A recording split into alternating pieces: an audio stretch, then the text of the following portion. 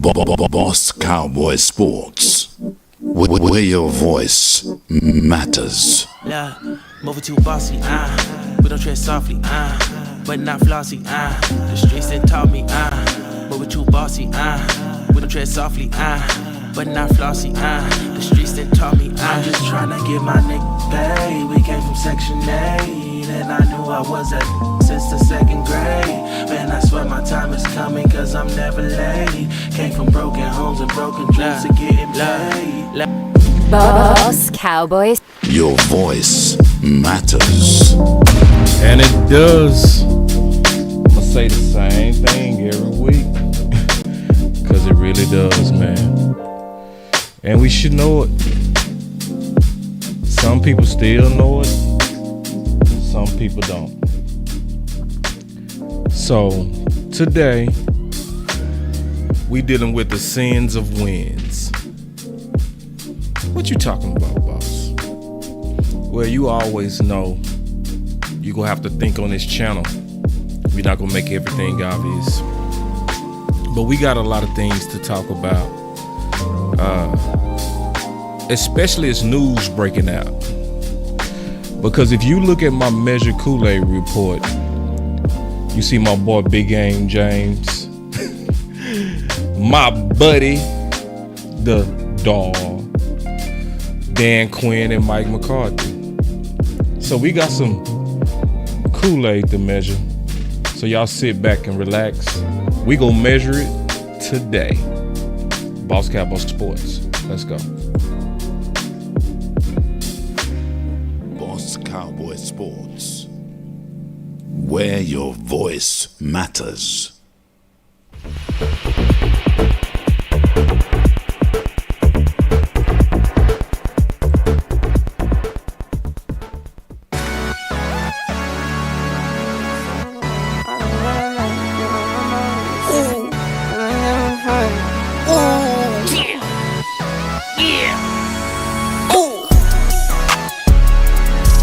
No watch, no diamonds, no watch, good timing, yeah. New watch, no diamonds, no watch, good timing, yeah. Need no middleman, I'm the man to man, send it in. I like what I like, me, I know my rights is sipping in. I like having fun, I do what I want, it's what it is. For my son and son, for my daughters, yeah, it's for my twin. I work through the night, I do what I like, get a check, I go for the ride. I've been down the ride, for the win. Still move on the hush, never run for none. I face my fears, I just drop a 9 month to month, Let's still go. from year to year. No watch, no diamonds, no watch, good timing, yeah. New watch, no diamonds, no watch, good timing, yeah. I'm sporty and rich, I'm sporty and rich, I'm sporty and rich. Do it again, again, again. I'm sporty and rich, I'm sporty and rich, I'm sporty and rich. Do it again, again, again. Get some checks, I invest, and I spend a check. Spend a check, get it back, then I take a rest. Let's go. Only race is the human, I take care of my skin. I was doing this as a rookie, now I'm up to vet. Set the trend, set the pace of play. I don't trip, but if I fall, bet I make a way. I take trips in the fall, watch the leaves change. I like to treat every day like it's my B-day. Who treat every day like this? They be No watch, no diamonds, no watch, good timing, yeah. Who got that good time? No watch, no diamonds, no watch, good timing, yeah. I'm sporty and rich, I'm sporty and rich, I'm sporty and rich. Do it again, again, again. I'm sporty and rich, I'm sporty and rich, I'm sporty and rich. Do it again, again, again. Welcome to Boss Cowboy Sports, where your voice matters. Do it again, again, again. And all the executives have a seat. Do it again, again, again. That boy say I treat every day like it's my B-day. You gotta take care of yourself, man. Treat every day like it's your B-day. Take care of yourself. Drink you some water, hit you some push-ups. Every now and then go treat yourself to a steak dinner by yourself. Treat every day like it's your B-day. So obviously, man, we got some stuff we need to kind of talk about, especially based on how the season ended. And I don't mind saying that I still slept on it, right? So it's some things that I've been thinking about And you know, when I say I slept on it, that's what I'm saying. I've been really thinking about some things on how to just prepare to try to win a championship, right? That's still the goal, regardless of some of the moves that we might agree with, disagree with, right? And I'm gonna really talk this through because I'm certain that I'm seeing some things that can make us better, and I'm gonna give us some realistic warnings that we got to be careful of. And then my boy Revelation Journalist said, "Hey boss, how good would Dak Prescott be without a meddling owner?" Yeah, we gonna talk about all that kind of stuff, man, because that's a very important conversation. All right. So, but as y'all know, this is a very much so a solution channel. Like, so this is not a channel that's built on anger. Like, we not gonna do content just because you mad. We gonna stay focused on trying to win. Regardless of how bad it is, you still gotta focus on winning. You do. And you gotta put a lot of ideas out there that can move you closer. Regardless if you even agree with the organization. Yeah, so I'm gonna just kind of talk about a couple of things that's very important to me. And I'm gonna just kind of start from the top and get into it. The number one thing that I'm gonna say before we get into the sins of wins, this is very important that I start the show with this. And I want to tell Cowboy Nation, don't give up. I mean that. Don't give up. I studied under John Maxwell and his leadership principles. And one of his principles that he teaches is don't give up on your people. Right? When you're trying to lead people, or you're trying to lead an organization, or you're trying to do anything, don't give up. And it's not about, oh, because I don't want to be a quitter. It's what happens to your mind if you quit. If you settle for the thought that it's never gonna change because, you know, Jerry and Steven always gonna be in power, it's over, just accept it. Once you go into that mind state, the problem with quitting like that is what happens to your mind. Your mind starts to, it doesn't work the same. You stop thinking of ways to improve. And it happens in everything. So let's say if you're in a marriage, if you give up on the marriage, just totally, because sometimes you have to. All right. It's some people, they so toxic, it's better to get away from them. But if there's hope, it's always good to not give up, because then you can still think of ways that can make that marriage work. And I'm gonna give you a real good example. And some of this I'm gonna have to go back to my corporate background and kind of explain it. But I was working with some other sales reps before, and they had completely given up on the people that was working under them. Well, I always took pride in being one of the best leaders. Like, I took pride in that. I researched it. I studied how to be the best leader I could be. Like, I really submitted myself to some real good discipleship to become a real good leader. I took a lot of pride in it. So I was watching my coworkers, and every one of them had interns, but they always complained about them. This girl, she's just no good. Okay. And so at the time, I was pushing to be number one for my company. I was trying to be the number one sales rep. So I was like, well, since they done gave up on their people, let me go buy them. And I did. I went to each one of my coworkers who was complaining about their interns, and I said, hey man, it's Christmas.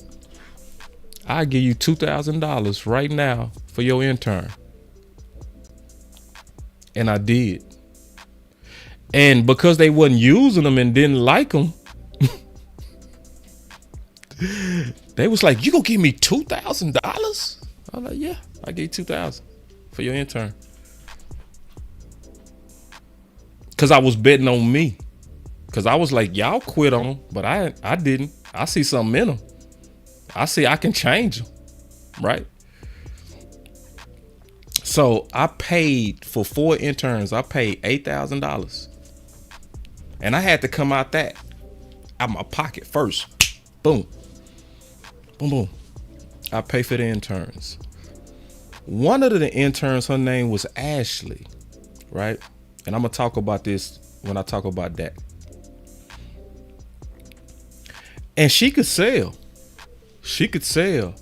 But the problem was the person she was working on beat up her confidence real bad. So I huddled up with my team and I said, how we go fix Ashley? I said, the best way to fix Ashley, we got to build her confidence. Because once she get her confidence up, she go back to selling like we know she can. So what we did is we got all the best hot leads and we put them together and we assigned them to Ashley. So we put the lowest confidence person on the leads with the highest probability of closing. Because I knew it wasn't her skills, it was her confidence. So once she got on the phone, and let's say I already did, let's say 95% of the sale. I might just need, let's say, your credit card, right? So I already did 95% of the sale. They already liked the terms, they liked the coverage, they liked everything that I had, right? It was just about getting the money. So then I give her this file and she called and then she say, yeah, to wrap this up, we just need your routing number or account number and we can go ahead and get that going. And so then that person like, okay. And she like, they said, okay. And she closes them. And everything that we gave her was just hot. So what started happening was what? She got over the anxiety. She got over the fear. Her confidence came up. And she began to go crazy. Another one of those interns that I purchased, she had a real bad problem with being coachable. She was just uncoachable. She had a big ego. And you couldn't work under me with a big ego. You couldn't, because I was going to coach you. It was just part of it. Like, I wasn't going to let you mess up my money as you working under me. It wasn't going to happen. I was going to coach you. So we had to deal with an ego. So what did me and my sales team do? Before we just put on a desk, Long Beach, listen, man, I know I see you a lot, bro, and I could tell you kind of struggle with intelligent topics. Be patient, bro. You got to be patient. I'm going somewhere with this. Just be patient. I see you before. You just one of the worst people in the chat, but it's okay. I'm still gonna break this down. So she was struggling with ego. So what did I do? The first thing we did, instead of just putting them on a desk, because we could have just put them on a desk. We could have just said, let's go. But I said, nah, until we deal with her ego, she not going to be max for us. So what we start doing is we start having trainings before we hit the sales desk. And the top subjects that we dealt with was how ego could affect you from getting the max under us. And I ain't gonna never get, she listened to the presentation. She said, I'm egotistical as F. I gotta change. So what happened with her? She began to max out. Right? So then my other intern that I paid for, remember I had to pay out of pocket for these people. So then I paid for my third intern. He was good. He was complete, but you couldn't be best on our team unless you shared. You couldn't take the glory. Like for instance, like I told you, I closed 95% of a file. I just handed it over because it would boost the ego. So you had to be able to pass. We would call it passing the lead. You had to be able to pass the lead, right? So when you was working under me as an intern, a lot of times, a lot of them used to want to get the stroke count and test themselves to see what you can do. And so what we did with him, I had my sales team around him, and every time he tried to close a file, I was the captain of the team. So if they made a mistake, it was always best if the other team members coached them. It was always best because they lined up quick. So to make a longer story short, everybody else that quit on their interns took the $2,000 as if it was a game, right? I made $40,000 in 2 weeks.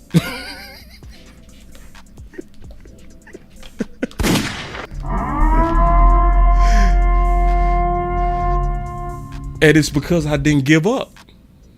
Where everybody else's mind stopped and they was like, they no good.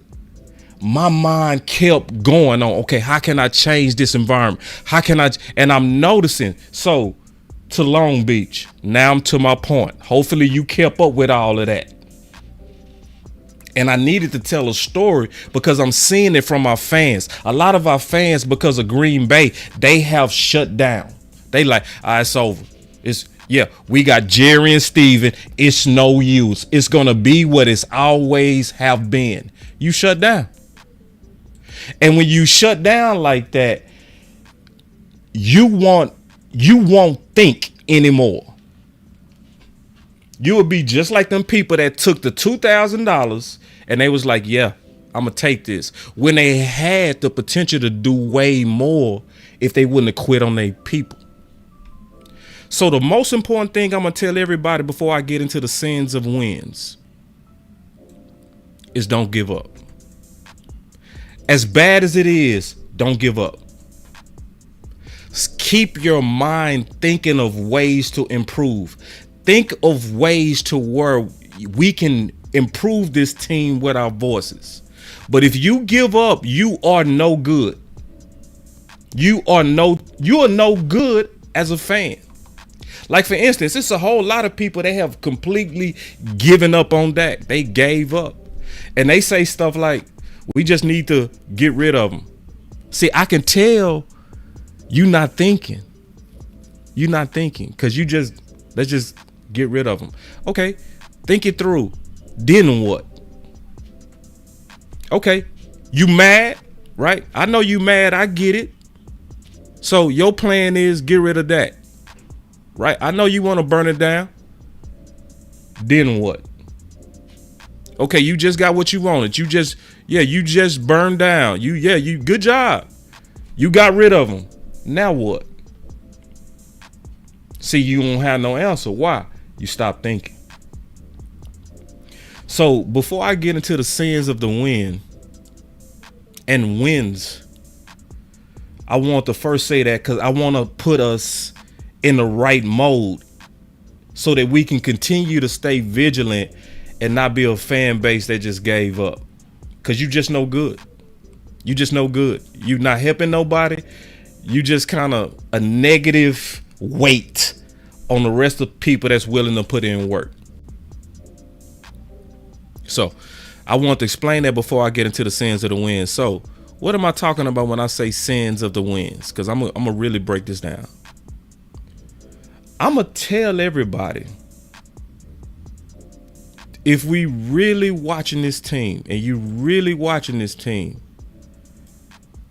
we are actually better set up now than what we was going into the playoff game versus Green Bay.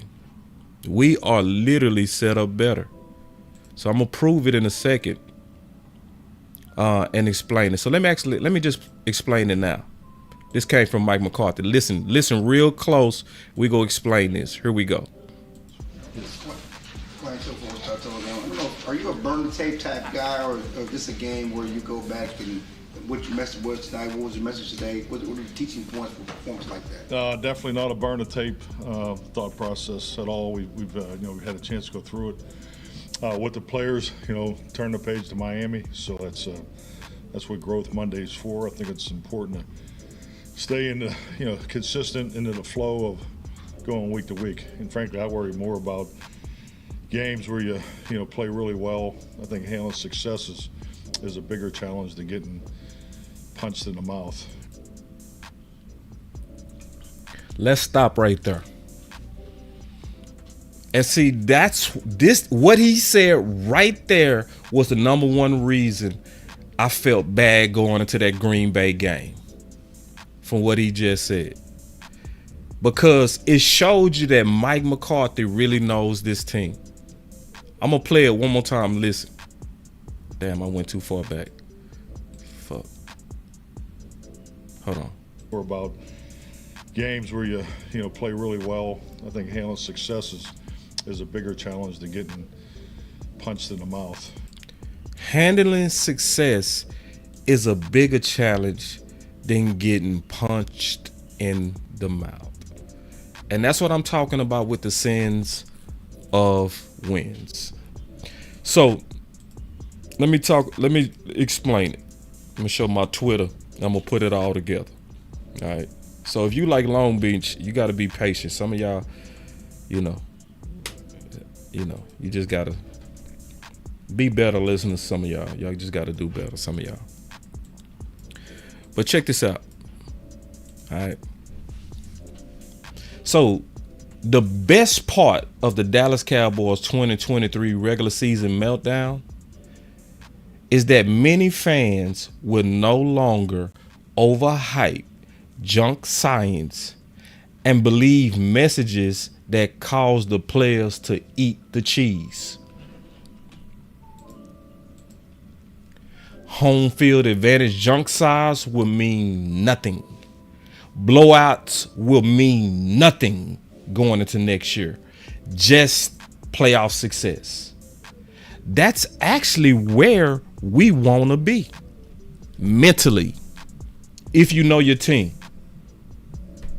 that's where you want to be mentally.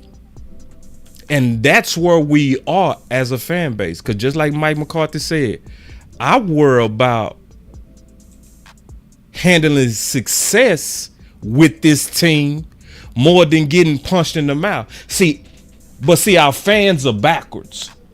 We just got punched in the mouth, so we more worried about that. But if you really look at this team and the patterns of this team, we actually come out better when we get punched in the mouth.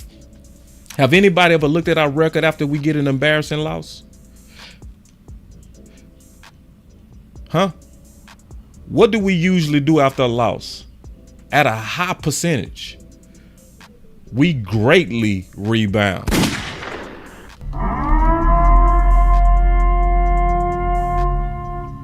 But then let's talk about some of the games in which we was favored, right? To a ridiculous amount, and it was epic optimism in the streets. Right? Like the Denver game. Y'all remember when Denver came to Dallas? What happened? Vegas had us as the overwhelming odds, just like Green Bay. Right? Y'all remember that? What happened? We walked in that game, what? Flat. And everybody played bad. Dak played bad. The receivers played bad. The defense played bad. Why? It's what Mike McCarthy said. I worry about us when we favored more than I worry about us when we got kicked in the mouth. It's about knowing your team. What happened versus Arizona? What was they saying? Oh, this the worst team in the league. What happened?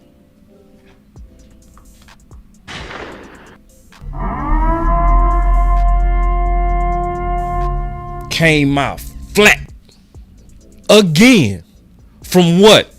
Oh, they're going to run over Arizona. Look, the Dallas Cowboys just had all these blowouts. Look, they just blew out all. And listen, y'all, I made the mistake too. Listen, y'all, I'm not acting like I did a whole damn video saying why we go win the Super Bowl. So I was part of the problem. But this is the difference. You know what I started doing? I was listening to wisdom that was around me. And you know who started first warning me about it? Coach Maul. He started warning. He said, man, you got to watch this team, man. He said, you got to watch this team. He said, y'all got to be real careful with all of this. We go win a Super Bowl talk. And I started thinking, I said, damn, Coach right. We got a bad pattern of playing bad when we favored. Even though we beat the Texans last year. How did we play? When we came into that game just favored.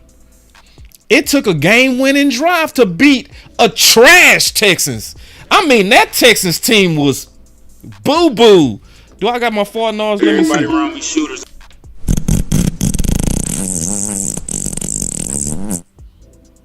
Yeah. So think about how we are now. Think about how we are now. And this is real. And this is going to be my anthem for 2024. I already pinned it to my page. And this is how most of the fans are. We not going to be impressed next year. And I'm happy. 2024 regular season Dallas Cowboys success. It don't matter what happened. All of us go sit back just like the OG Big Game James and go be like, not impressed. Huh. Bring a real back. He be speaking his mind. That boy with the shit. But then, where do we play at our best? I see y'all super chats too, so I ain't tripping. Like, I'm gonna take y'all super chats. I'm just building it up. I'm letting all the super chats build up before I take them all at once. So that is, listen, yeah. And my boy say Big Game James pick. Yeah, he the perfect person. He should be the poster child of how to be with the Cowboys going forward. It's almost sad to say, it's almost like the dating market in America right now. Right? Go out there if you want to and be Mr. Super Romantic Nice Guy and see what happens. For those who single, go out there, Mr. Romantic, and see what happened. See how you get treated in the streets. Yeah. See, if you want to have some fun, I'm sad to say sometimes you got to treat certain people opposite. Sadly, but it's true. It's just what it is. You can't go up to every lady and be like, ooh, you so pretty. You so, ooh, look at your eyes. Oh, why? She hearing that all the time. You got to hit her with the opposite. Hey, you got some on your teeth. You got to hit her with that. You got some on your teeth. You need to go to the bathroom. Ooh, she like, huh? Yeah. Hey, baby, here's some gum. Something wrong with my breath? Just take the gum, baby. Why? Yeah. But see, that's how the Cowboy fans go be next year. Next year, it don't matter how many blowouts. We gonna be sitting there like unimpressed. Unimpressed. We gonna be looking just like that dog in Big Game James the whole time. I don't care how many times they say, look how many times we've won on the road. It's something about when we play on the road, we just seem to play better. We gonna be like, not impressed. We play good at home, so it's automatic when we play Green Bay in the playoffs. We go blow them out. Not impressed. Bruh.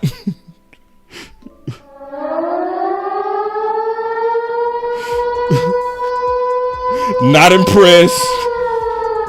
See, the Cowboy fans, we done become some players. We done become some players. See, it's a certain kind of way to be in the streets. It's a certain kind of way you got to treat the Cowboys.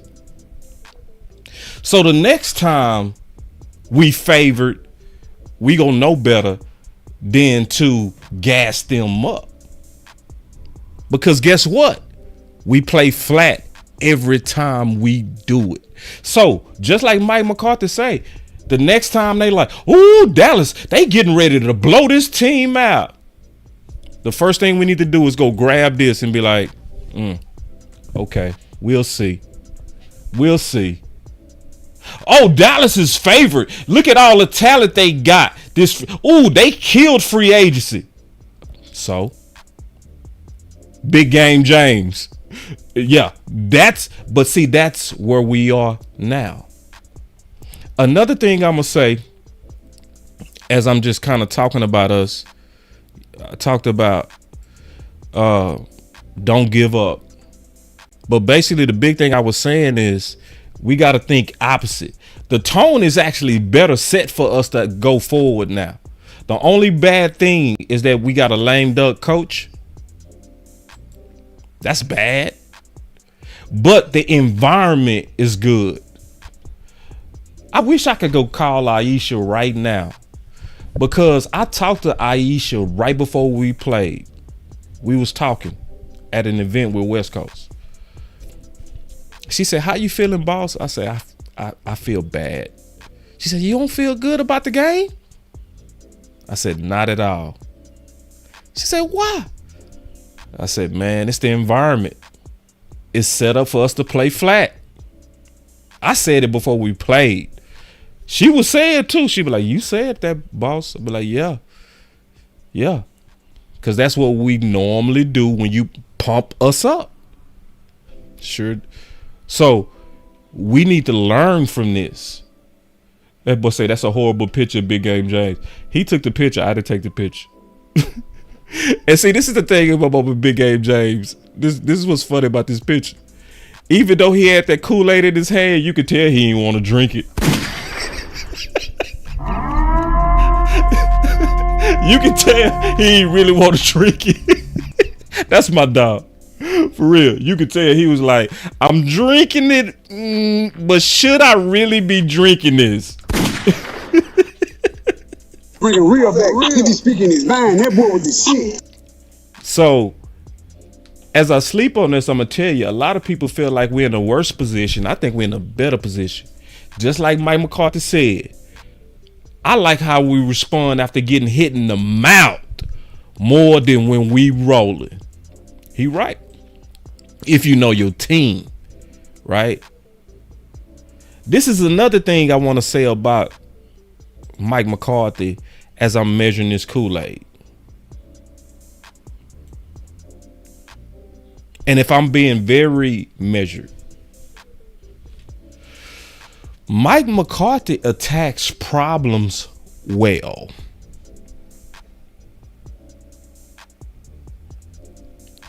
He does. See, because I know it's a lot of people disappointed that he coming back, but at the same time, I have to be honest and measured on the pattern that I see with Big Mike.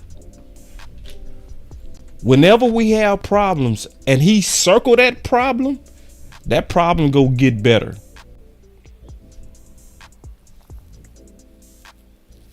Yeah, that problem go get better.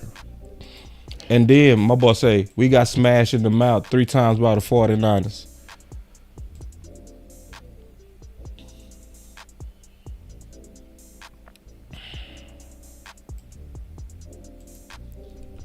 Did we? Now, I know we got smashed in the mouth one time. Did we really get smashed in the mouth? See, that's why I be telling y'all, man, I'm not interested at all at a bunch of emotional shit, bro. I'm just not. I'm not. I'm cool off that. All you people that just want to be angry, I'm not. Did we really get smacked in the mouth 3 times, or did we get smacked really 1 time? And then to my point, how did we respond? How did we respond after that? See, and that's my bigger point. So everybody start falling in love after San Fran, because that's when Dak started being the MVP candidate. How did we respond? I know some of y'all want to stay in the mud. I know it feel real good right now just to throw fire at your team. Fire Mike, fire Dan Quinn, fire Dak, fire your mama, fire your daddy. Fire everybody. See, that feel good, but we ain't gonna get nowhere with that. We're not gonna get anywhere with that. Yeah. Thank you, Wee Woo. That's Blackwell. How did we respond? Blackwell, he hit it on the head. Because this is about knowing your team. We responded with MVP Dak. And I'm going to tell y'all right now, I got a show coming out tomorrow.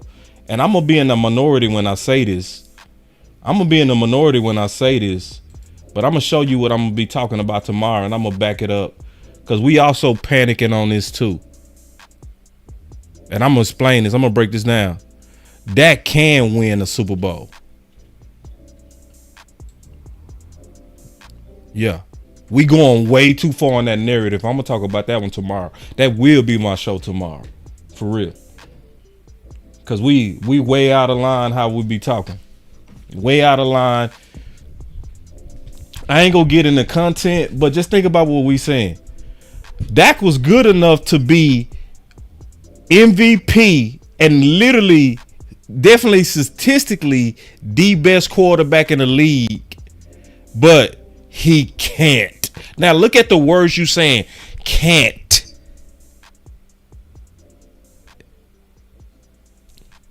No, bro. That can't. Oh, bro, come on, bro. Now, do we need to work on Dak? Do we need to talk about ways to improve Dak and improve things around Dak? Yes. But to just surrender and be like, he can't. Be like, bro, so you mean the guy that was literally MVP top 2 can't? Yeah, so I'm gonna talk about that. Thank you. See, D.A. Lee. See, don't talk like this, D.A. Lee. This is way too much common sense for angry fans. See, you can't talk like this, D.A. Lee, bro. This is too much common sense. Matthew Stafford ain't win a playoff game in 12 years and following 1-1, but Dak can't do it. I mean, see, that's what happened when you actually thinking and using common sense versus just emotion and anger. And to add to what my boy D.A. Lee said, go look up and see who had the worst winning percentage versus winning teams. Matthew Stafford had the worst winning percentage out of all quarterbacks. But I'm going to talk about that tomorrow. So, yeah. When you look at so think about it.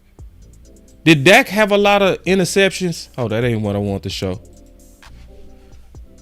When I say he attacks problems with, didn't Dak have a lot of interceptions last year? What happened this year? How did we respond? Okay. So listen. My boy say, and I ain't mad at this. He say, it's time for Trey Lance, bro. Okay. How would you know that Trey Lance is ready to be our starter? Like I say, I'm not interested in emotions. How would you know that he's ready right now to take us all the way? Okay. And then my boy say, yes, he had interceptions when it mattered. He talking about that. Gotcha. Okay. So I want to hear a specific plan on how to start Trey Lance on any quarterback over Dak. If you can give me that plan, I'm all ears. If you can show me from preseason that we go end up better with Trey Lance, I'm for it. But how would you go about that? Cause I want us to really think through the details. This ain't the channel that's gonna be cool with just angry mob talk. I don't do it. I don't allow it. It's fruitless. Like, it's a whole lot of channels that will greatly open up their arms and let you cry all day about how we ain't gonna never get it done. That's not gonna be my channel. I'm not gonna let y'all be comfortable with just half thinking through ideas. Okay, so this is what I say about Trey Lance. I'm open for the competition, but I need to see it. I'm not gonna just be like, it's his time. It's like, no, he gotta show me that he's better than that. And if he doesn't show me that, then I'm taking that conversation and I'm throwing it in the trash. So yeah, we got Trey. And see, let me tell y'all something that's weird about the Dallas Cowboys. I'm talking about our front office. I hope y'all notice the pattern around the league. What do most teams do to help the psyche of their quarterback? What do they do with quarterback competitions and controversies? What do they do? Oh, what did San Francisco do to make sure Purdy was comfortable? They got rid of Trey Lance. What did New England do when Cam Newton clearly outplayed Jones? They still got rid of Cam. They trade the competition. What does Dallas do? We go put that competition right behind that and say, be mentally tough enough to play through it on a contract year.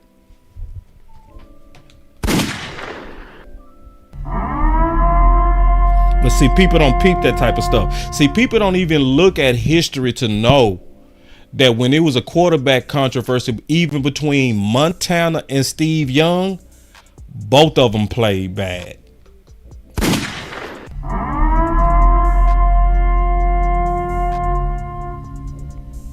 So anyway, but when I look at Mike McCarthy and I look at what happened, it's some things to kind of be encouraged about. Okay. Just a few things that's already kind of starting to come out. Just a couple of things, right? And I'm talking about attacking problems well.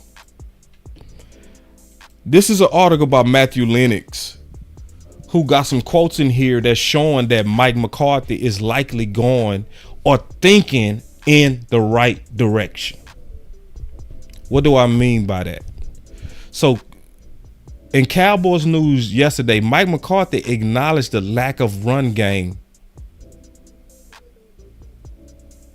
So, because I know a lot of people want to burn Dak down, I think that is just a bad idea. I'm going to just be honest. Very bad idea. I'm going to go ahead and give you a tease of some of the things I'm going to talk about tomorrow.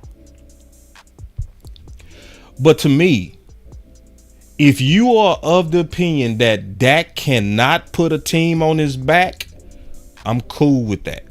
I'm cool with you thinking that. But I don't want you to stop thinking after you to make that comment. So if you believe Dak can't get it done and put a team on his back, I will go ahead and go with what you're saying. So then, if that's the case, how do you still win a Super Bowl with that? Then that question would be, don't depend on just Dak. Don't that make sense? If you believe Dak can't get it done, why would you put it all on Dak to get it done? That tells me we should build around Dak.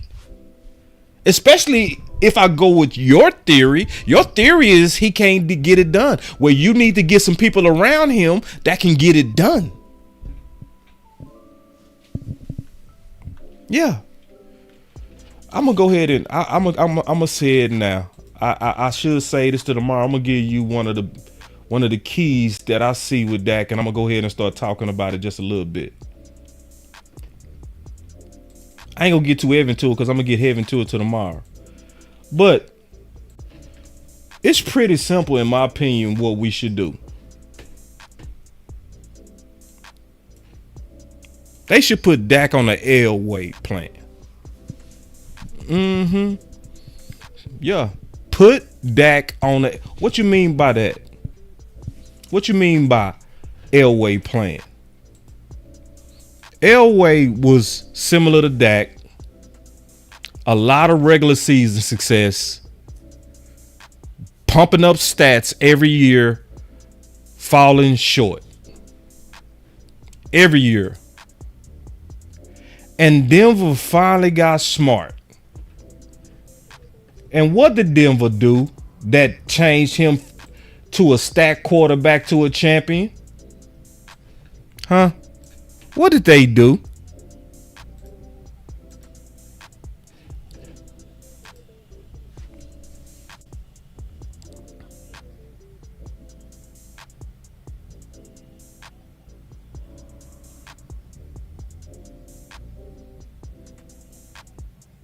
I get quiet like that on purpose because I want us to think. So for all the people that can't get it done, he can't put a team on his back. Stop asking him to. Stop asking. So if you don't believe that, cool. So what you gonna do about it? What's gonna be your next tweet? Because just to cry about Dak is just not enough. We got to get some solutions in here. So my solution is we got to get Dak some more than what he has, and we gotta build some insurance for Dak. Yeah. And when Denver did that, guess what Elway became? Instead of what? See, Elway was exactly what y'all talked about with Dak. Oh, he got some regular season stats. He regular season. He plays good, but he ain't consistent. I don't think he can put Denver on his back. Okay. Let's take pressure off him. Yeah. And what happened? 2 championships. Super Bowl winner by helping your quarterback. So I'm going to talk about that tomorrow in more detail. But when you see Mike McCarthy, right, already acknowledging the lack of the run game, that means that we are at least from getting hit in the mouth thinking right. Y'all see what I'm saying? That's encouraging. At least we're thinking right. Because I would hate for us to go into a game and say, okay, defense playing bad. Coaches bad. Receivers dropping ball. But Dak, you got to play like God if we got a chance. I think that's a real stupid model. Can I just be honest? I think that's real stupid to try to put all the weight of wins on a quarterback. I think that's stupid. So that's one of the encouraging things as I measure the Kool-Aid and look at us after getting hit in the mouth. Like he said, I worry about us more with success than when we get hit in the mouth. So as I slept on it, I also start seeing another pattern with Mike McCarthy as I measured this Kool-Aid. So let me hit this button. We gonna really get into this measured Kool-Aid. Let's go. It's a big thing for Boss Cowboy to actually say publicly that he drunk Kool-Aid. Listen, I do not drink Kool-Aid without first measuring. Yep. I do not drink Kool-Aid without first measuring. All right. So we talked about some of the real things of Mike McCarthy because to me, he does respond well. Because remember when we had all them penalties the year after that, we had way less because he focused on it. I play golf. I'm going to tell you about the game of golf, and this is true. The game is built in multiple phases, right? You have your long game. That's where you'll hit with a wood or a driver, right? And the better and straight you are at your long game, the easier it is on your approach or your iron game. But the better you are at your iron game, the better it is to putt and chip. But if you ever pick up golf, I'm gonna tell you what's gonna happen to you. And I'm gonna be honest with you. This gonna happen to you. You go master one thing first, and then you go start working on the second. So with me, the first thing that I ever mastered, I ain't gonna say mastered, that I got way better at was my irons. That was the first thing I got good at in golf. But my driver sucked, right? And my putting was trash, right? But my irons, I was deadly, right? So what do? You put more time on the things you're weak. So what did I do? I began to go to the driving range, and I used to put out just buckets of balls just to figure out my driver. But guess what happened? When my driver started to get good, what did I neglect? My irons. So what I was real good at, I took a dip down because I put too much energy on my drive and my long game. So that's how Mike McCarthy is. See, when he put his attention on, think about it. What happened in the red zone early in the year? Everybody, Mike McCarthy sucked. He is trash in the red zone because he was number 1 in 10 play drives. He was trash in the red zone. See, Anthony Evans, you said it. I could tell who played golf. He said, I could tell. He said your short game went to hell. Yep. Facts. You can tell who played. So, what happened? Mike McCarthy came out after that San Fran loss. They had that bye. Did y'all have any problems with the red zone after he came out of that bye? Huh? Oh, hell no. You didn't hear a peep about the red zone, did you? But it started bad. So I'm looking at Mike McCarthy. You know, we can talk about a lot of the bad things, but I'm gonna tell you, that's one good thing about Mike McCarthy is he will. I'm telling you, he go attack problems very well. We just got to be clear on what those problems are, and I think he know.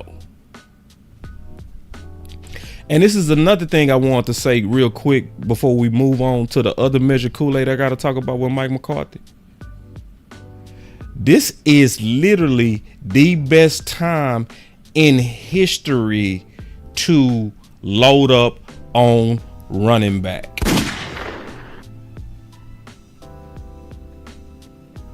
I'm gonna hit this button. This is the best. Listen, I'm gonna measure this Kool-Aid today, baby. Y'all better stay with me. This is the best time in history to load up on running back. See, because if you notice, I don't know if y'all notice, but running back is a depressed market. Depressed. It's a depression going on in the market. And see, just like the real depression, when everything went down, you could get it for cheap.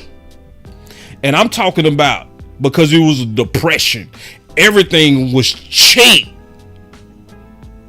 See, D.A. Lee, I know you go feel me because I know my D.A. Lee is a numbers guy. He's a numbers guy. He's a real good numbers guy. D.A. Lee was so damn mad at that tag on Pollard. Ooh, he was mad.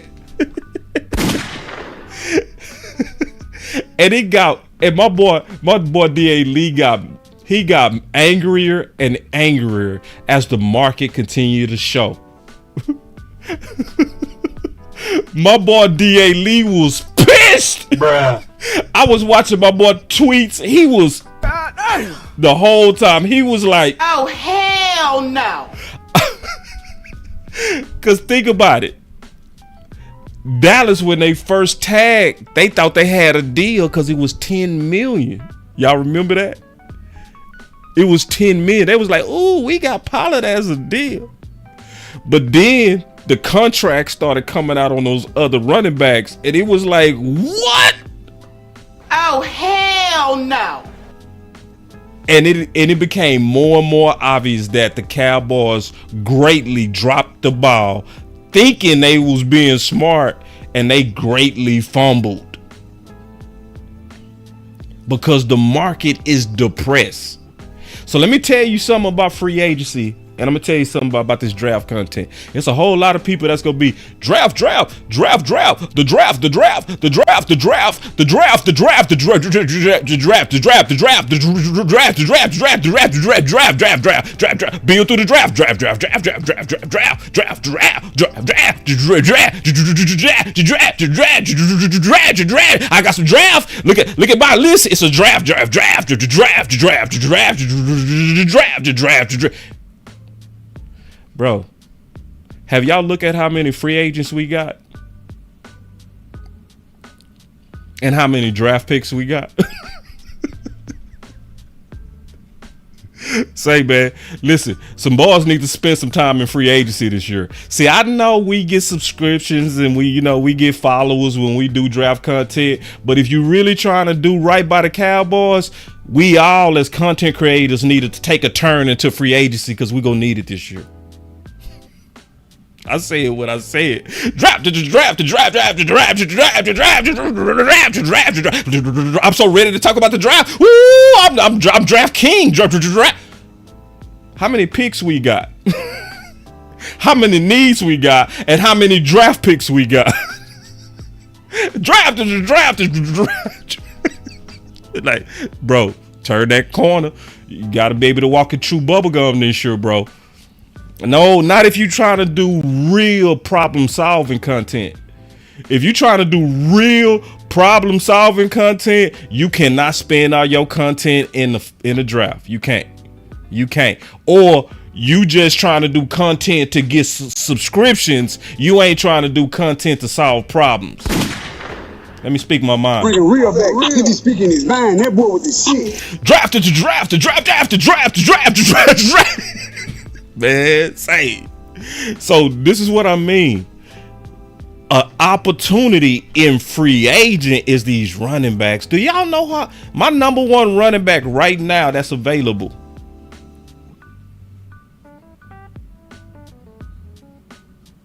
Boy, did anybody go look at what he went for when he went to Philly?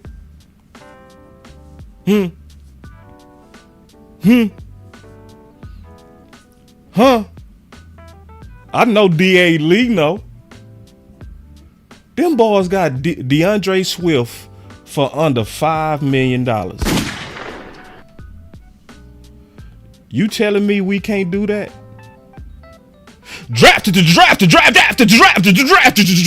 No, wait. See, you ain't gonna be able to have a whole bunch of sons this year. I looked at Josh Jacobs too. I see a lot of y'all saying Josh Jacobs. We gonna talk about that. We gonna break that down. We gonna go deep into him and others. But then there's others, man. Listen. You talking about helping Dak? Huh? Man, if the Cowboys really trying to do something, I would go after people like Saquon and Swift. I would try to get both. Why? But listen, you could have did it last year almost. Why? You paid double for Pollard. Yeah, and somebody say Saquon say hurt. Yeah, that's why I say want to. That's why I want to. I don't want Saquon as no 3-down back. I want Saquon like how we did with Pollard and Rico. Yeah. So no, that's why I said get two. Shoot. I'm trying to load up. I'm trying to get me some, man. Yeah, look at this. Willie T. Look at this. Swift has a 5.6 million. Oh, that ain't worth it to help Dak, huh? 5.6 million. So you done paid Pollard. You done paid Pollard 10. You wouldn't finance 5.6 for Swift? Man, come on, bro. This ain't even hard to me. Draft. Man, no.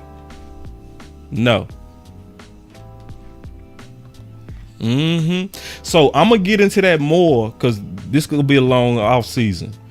But I'm gonna be in them free agent markets and the draft markets. But you can't build this team this year without free agency. Draft. It's not gonna be enough this year. I'm just telling all my fellow people that do content. I don't care if you the media or who you are. Nah, that ain't gonna do it. Not if you serious. Now, if you just trying to, sell us. See, because the draft is a lot of times about selling hope. That's what the draft be about a lot of times. The draft is about trying to get us to reset and have hope in the team.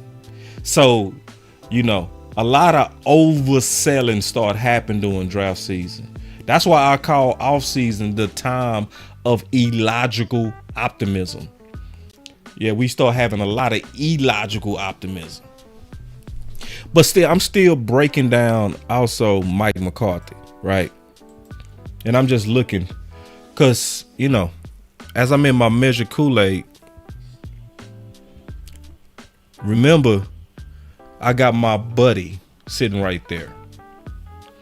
Because when I look at Mike McCarthy and I look at Dan Quinn and I think Dan Quinn gonna end up coming back. I do. I think the coaching market is so strong. How do you stand out the way that you finish as strong as this coaching market is? So I think he go come back. I think we might get Dan Quinn one more year.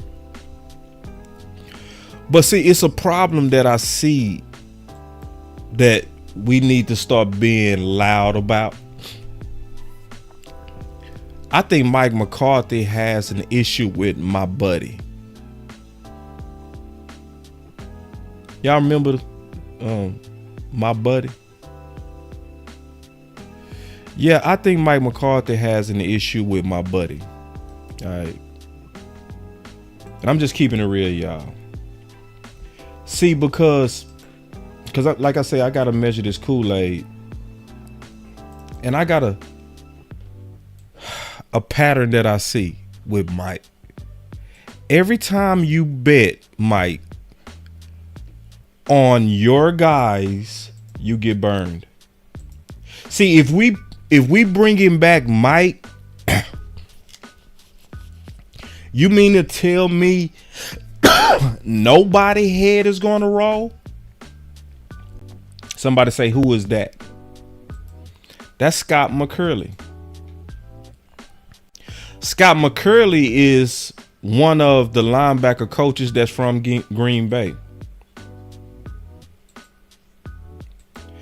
And the weakest room by far all year was his.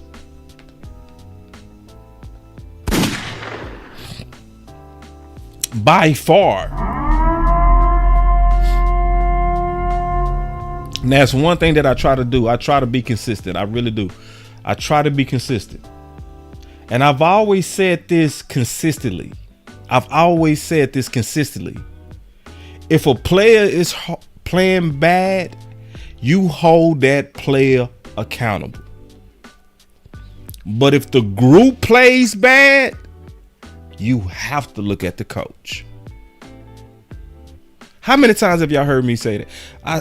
Have I ever said anything different? And ask yourself, how did the group play? The whole group. And see, this is what let me know that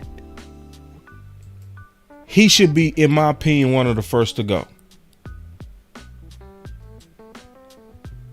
If you go to Dallas.com and look at his bio, in my opinion, you see some embellishment on here. Scott McCurley enters 2022 as the Dallas Cowboys linebackers coach for the third straight season. Was he? Cause see, they selling it like he is the linebacker coach. Was he? Why you gotta lie on that man's resume? Huh? Was he? Or was it George Edwards? Huh? Wait. How we gonna look up your bio and they giving you credit for what somebody else was doing? What are we doing? Listen, whenever somebody lying on their resume, they likely don't have the skills you trying to make it seem like they do.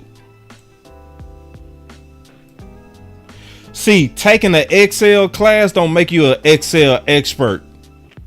Because a lot of people, they'll take a class in Excel and they'll be like, I am, because they're trying to get a job, I am an expert at Excel.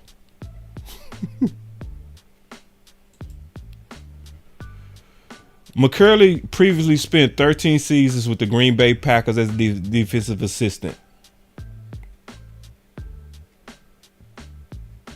Now, look at this. Hold on real quick. Look at this.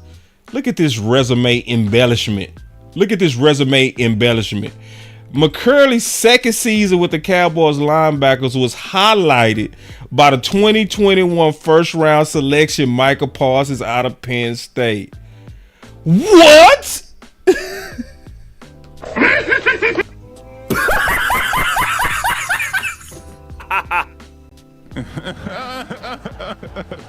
What? Wait.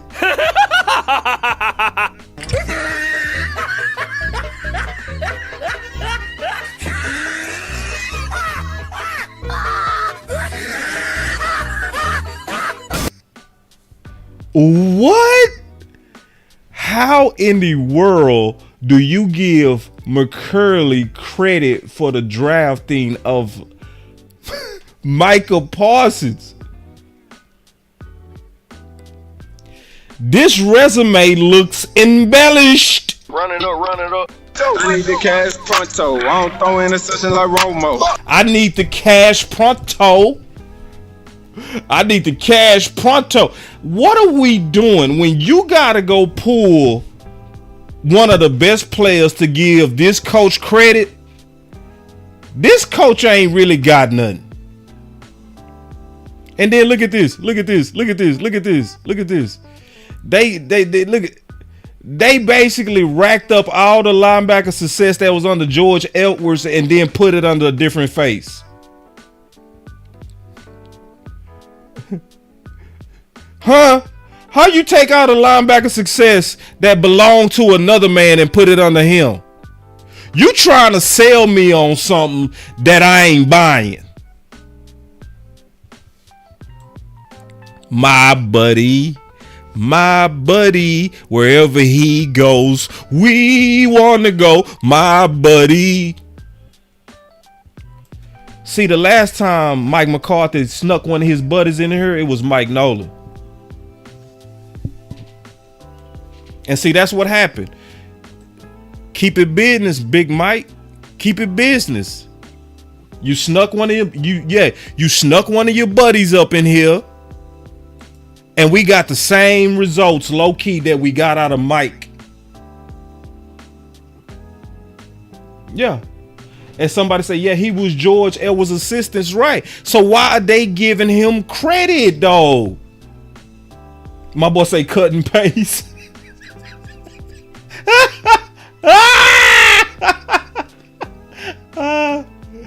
That boy say, boss, they call that flogging. The only person I heard say that was A-Ball and MJG. Yeah, man, it's some flogging going on, bro. It's some flogging going on. Man, hold on. Let me go look at this, man. Ooh, wee. Then he say, and I'm just looking at this resume. I'm just looking at this old fabricated resume. He say, in his first year with the Dallas as a linebackers coach in 2020, McCurley helped Jalen finish with a team high. Wait.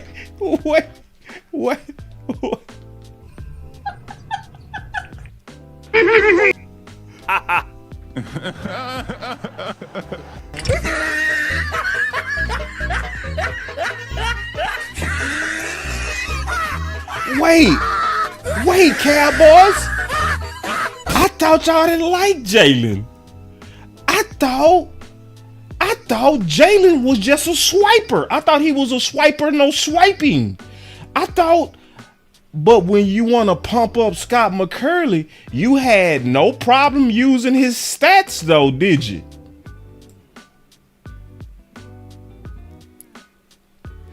Yeah.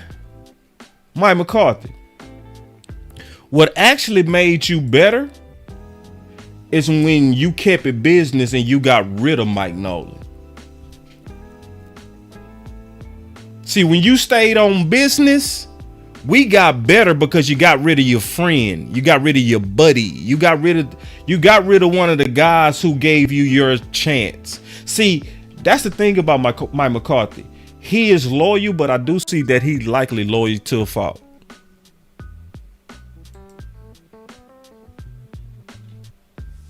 He can be too loyal. Jerry like that too. See, this around that time you supposed to be calling this stuff out. Cause I know, like my boy Foot said it perfect. He said, "Boss, you can't run this back. You gonna bring back every one of these dudes, even Scott McCurley? You ain't." And I'm not into sacrificial lambs. I ain't talking about somebody's head got to roll just to appease an angry mob. Nah, bro, this is a justified thing that you should do. No, it's justified, bro. The whole linebacker room was ass.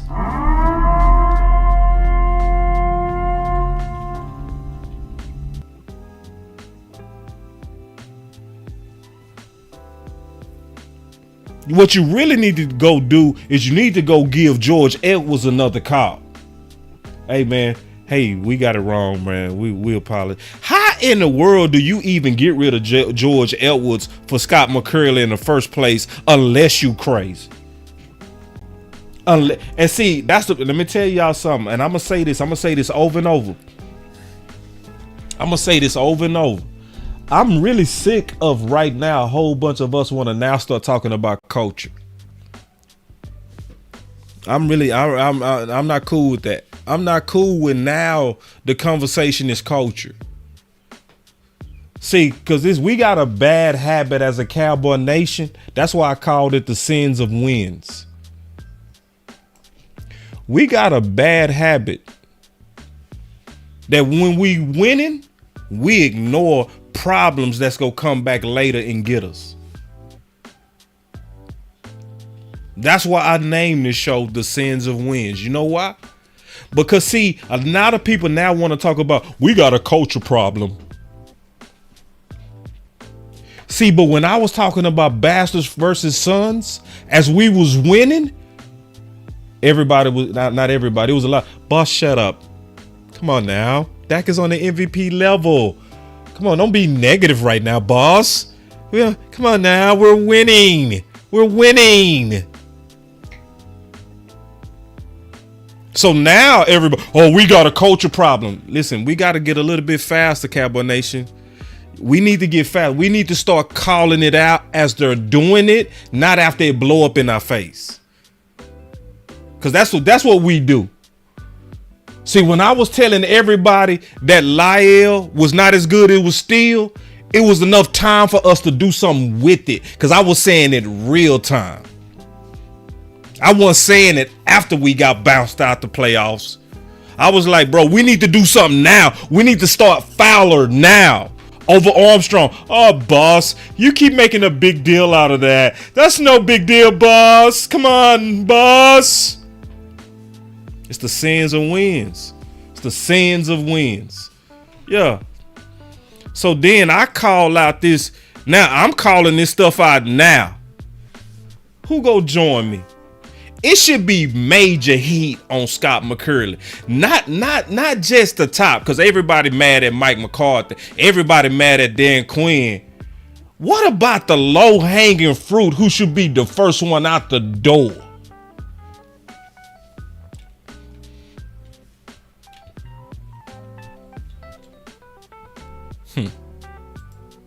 Yeah. Who go join me and say we got it wrong when we let a seasoned vet killer coach who had the pedigree and respect? Do y'all remember how he did Michael Parsons when they let them cameras up in there? Did Michael Parsons have his respect? Michael was, yeah, he respected George Edwards. Guess why? Because he didn't kiss Michael Parsons' butt at all. He told him, man, you need to take that to Stratton High. Oh, I forgot what he said. It was, yeah.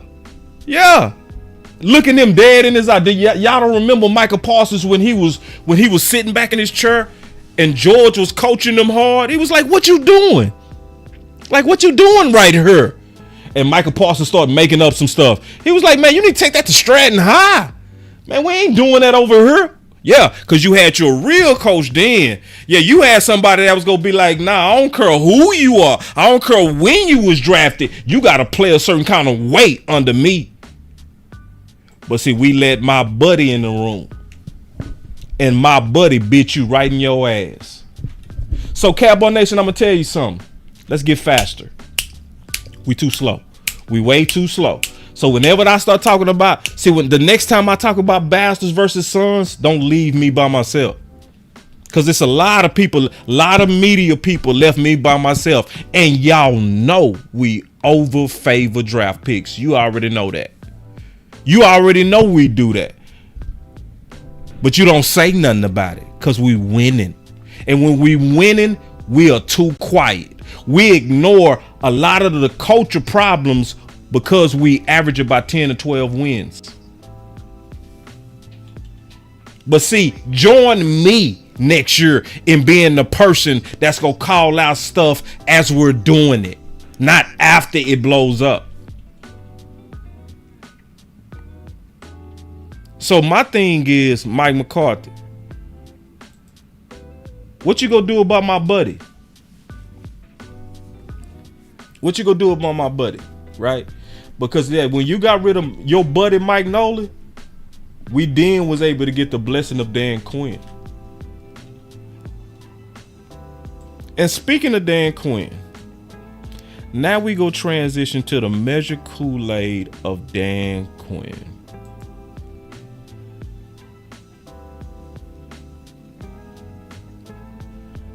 I'm gonna tell y'all something, man. First of all, I'm gonna say this: Dan Quinn is not as bad as we making him out to be right now. See, Dan Quinn, low key, if he come back, is savable.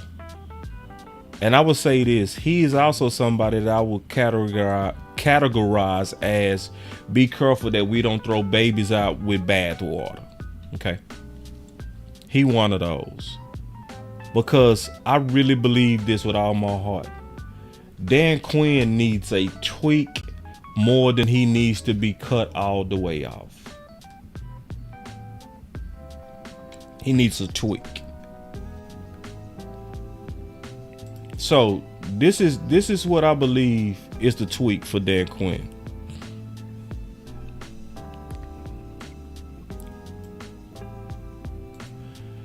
The tweak is this: less mad, more science. What you mean, boss? What you mean?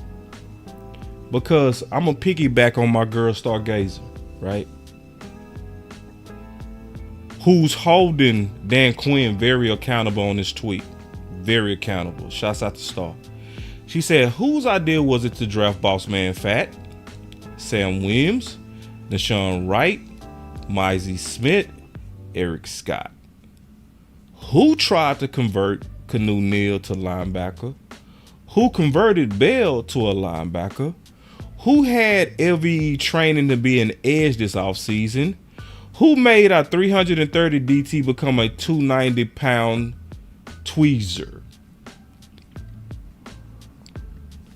So when I look at Dan Quinn, it took me a while to figure it out, but now I think I see him for what he is. He's a good coach, don't get me wrong, but I now see a side of him that took me a while to figure it out. Dan Quinn is a nerd. He is. He's a nerd. Like, it's hard to see it because when you look at him, he doesn't look like a nerd. He has kind of like a tough alpha male type of look. But deep down, he's a nerd. And if you really listen to him, he talks like a nerd. He acts like a nerd. If you talk like a duck, quack like a duck, you're not a rabbit. You're a duck. And so what I mean when I say less mad, more scientists, I believe he's fixable. I think you can reel him in. I think you can turn the knob on him to make him better. I think you can turn the knob. I don't think you got to just cut him off. I think you can kind of adjust him. Do y'all remember Bones, right? Y'all remember how Bones was? Y'all remember how Bones was? He was too aggressive. Y'all remember that? Y'all remember that? He was too aggressive. And what happened? They turned him. They turned the knob on him. And now he's about just right. He's right about what you want as a special team coach. You turn the knob. And we go talk about it. So the nerd part, let's listen to Dan Quinn and then you're going to understand what I'm saying. This is courtesy, and I had a link in the description, Dallas Cowboys YouTube, okay? I had a full link in the description. But listening, and then you're going to understand a nerd. Listen. Well, it's good to see you guys. I'm really pumped to get rolling for this week. Just, what we've been looking forward to and getting that way. And like I said, I'm really pumped to get rocking. So over the last few weeks, you guys have heard me discuss we're going to try a couple different combinations at different spots to go, and I thought that's an important exercise to go through. It's not always comfortable, but I think you know me, I've never been one to be worried about being, comfortable with the uncomfortable. And sometimes when you have to go through those, it's important because you get to say, okay, starting roll, backup roll, neither roll, and I like doing that. And you see what he's talking about? He talking about experimenting. That's why I'm calling him a scientist. And he need to be way less on the mad scientist. Cause see, that's what he's doing. It's a lot of stuff he's doing that's too nerdy. It's too creative. It's too curious. You tweak him by bringing him back to normal science. We need some normal science out of you. Not this old nerdy doing too much science. Yeah, we need some normalcy out of you. You doing what you can tweak him. This is where you want Jerry and them to step in on him. See, I know we like to say Jerry's way too controlling. You got to let your coaches coach. No, not when they out there being mad scientists and doing way too much. Getting weird, doing all kind of weird stuff that you pretty much can already say it's not gonna work. But I appreciate it. I appreciate you being creative, but we need to get you, back to some normal science, homie. And just listen to him. He is truly a nerd. Listen. You gain things, you gain experience, you gain stuff to go through, and it really lined us up into where we're heading into this week. And so that's why I think we had discussed that, previously about, how we would feature some guys and how we roll. And now that we're here, we get to do that. And so it kind of gave us a vision of, how do we feature the guys best heading into the postseason. So with all that said, I know you guys got. So remember, this was last year, and he came out like this because remember we got mopped up by Washington. So it was a panic in the street. People forgot. It was a panic in the street to the point he had to come out and explain what they was doing, because what he was actually doing was experimenting. And this was the first time he outright came out and said, I be out there experimenting. I be trying to see what our guys are capable of. Right. And see, I ain't really too mad at that. All right, listen, y'all. Let's really get into this. All right, because the scientific method is a real thing, y'all. It's a very real thing. So hold on, before I get into the scientific method dealing with Dan Quinn, I want to first say this. This has nothing to do with No C Walker, right? I just want to make sure I say that, because I don't want people to think that I'm trying to take something from his brand, right? I'm talking about the real scientific method right here. This is not copying or taking a shot. I gotta say that because people be believing weird stuff. You know, they be connecting dots that don't connect. He says science.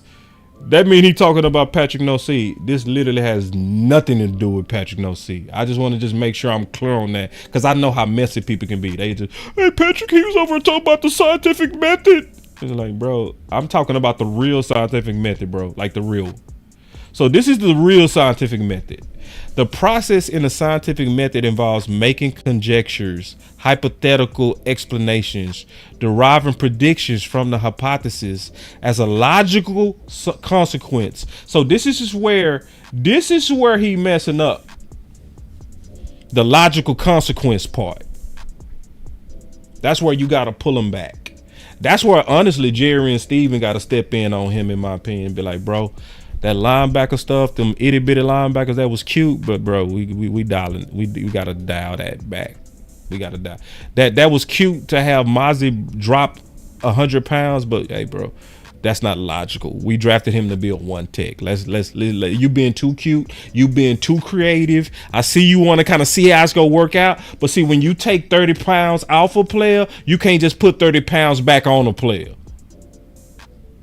So some of these experiments go have permanent results to the season. So we can't play all your scientific games that you want to play. But then he said, and then carrying out experiments are empirical observations based on those predictions. So yeah, the scientific method is a real thing. This is how scientists go about it. That's why I called him a nerd. Yeah. Yeah, and so you can see he go through the steps. He asked the question. He do the background research. You know he did the background research because he said when he saw Bell, in his mind he said, could Bell be a linebacker? When I first heard him say that, I was like...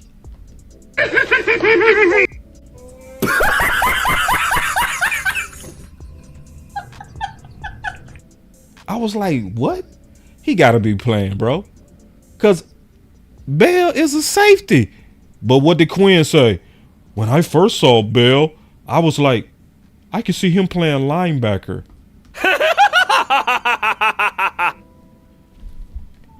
Now he did. Now it shows you what type of baller Bell is. He did. But that was one of them damn experiments. So he constructed the hypothesis. But then it's about testing the experiment. And then you got to say, after you test the experiment, did the procedure work? If it's no, troubleshoot procedure, carefully check all the steps. If it did work, analyze data and draw conclusions. This is the real scientific method. What step did he mess up with? Come on now. Come on now. Come on now. Yeah. I say he messed up with the procedure working. And then Roy, I feel you on this. I feel you on this. I'm not mad at Roy. Roy, I'm not mad at you for saying it. He say, sorry, boss. I don't want a mad scientist as my DC. I would want him if he could dial this back. And if you make him dial this back. So if you go to him and you basically say, hey, listen, man, we're not doing no more of them experiments. We need you. We go draft a guy as what that guy is, and that's going to be the guy. If we draft him as a 1 tech, we not gonna try to see what he'll look like as a 3 tech. We not gonna play that game no more. If we get Gallimore, who is a natural 3 tech, we not gonna then try to turn him into a 1 tech or one of your mad scientist experiments. If we draft Bell as a safety, he go play safety. To be honest, this is where I'm being all the way honest. This is where I think Steven and Jerry got to step in on them. You got to be like, all right, we let you do it your way. We let you rock your experiments. At the end of the day, we don't see it the way that you see it. We don't. Because remember, according to the definition of of the true scientific method, the hypothesis has to be logical in the first place. That's where it starts. Is it logical? And a lot of us, when we saw LVE coming off the edge, we said,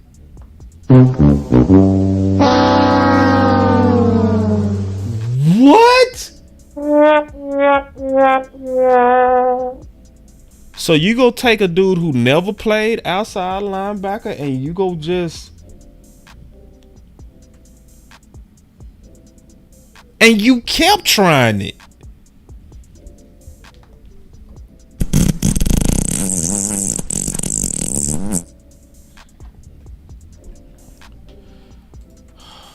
Bro.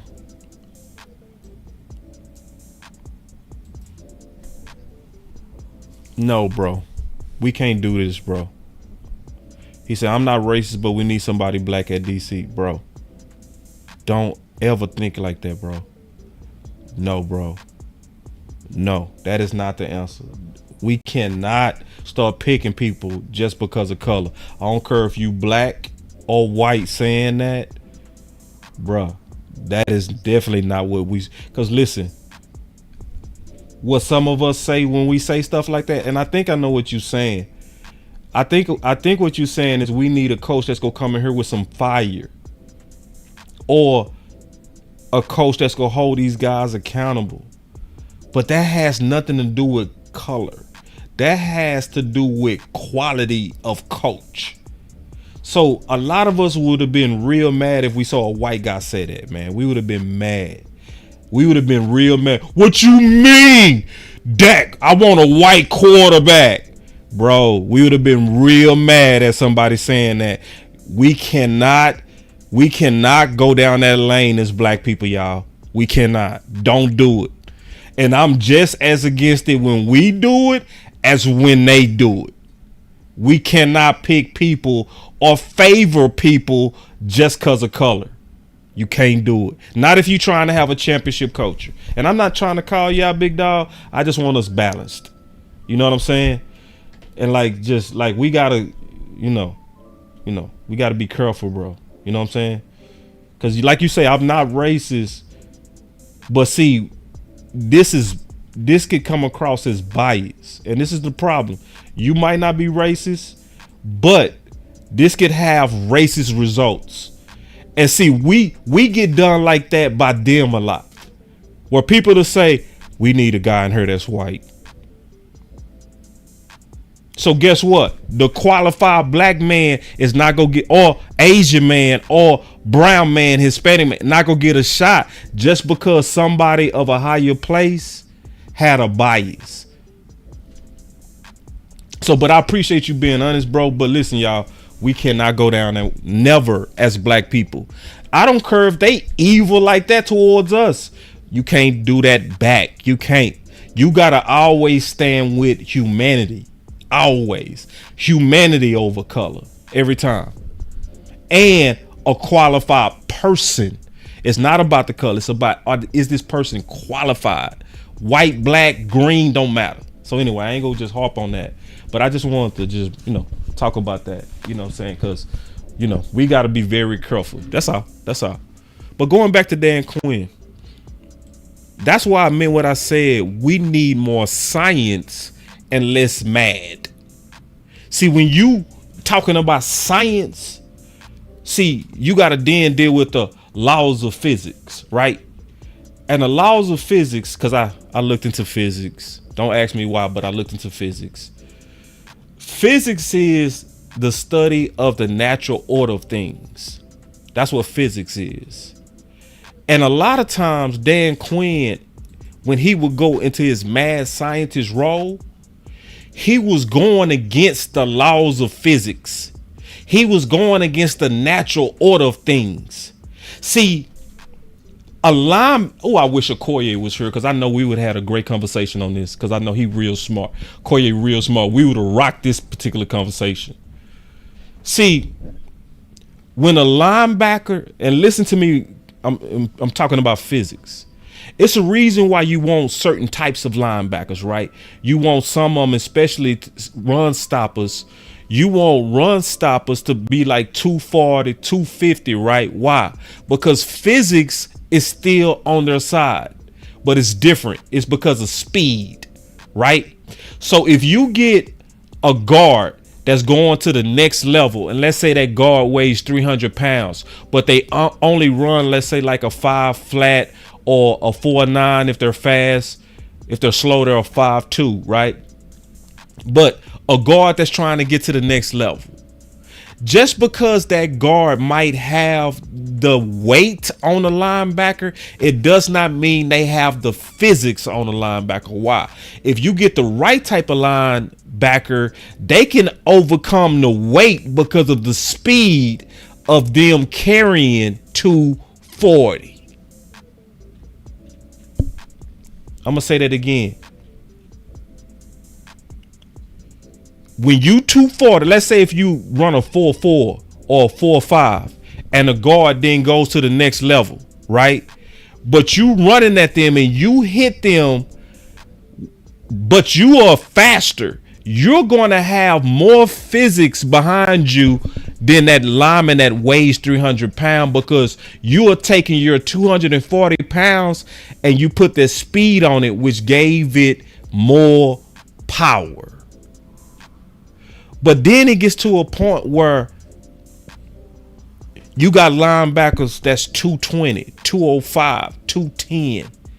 Physics is not going to rock with them in most cases because the weight difference is too much.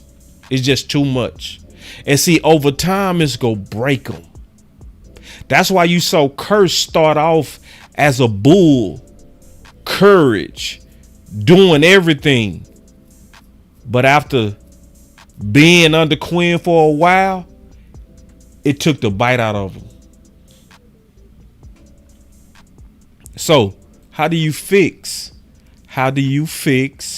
Dan Quinn? You take the mad out of him and you make him a regular scientist. That's what you do. Straight up. So let me get to these super chats real quick, and then we go take some phone calls.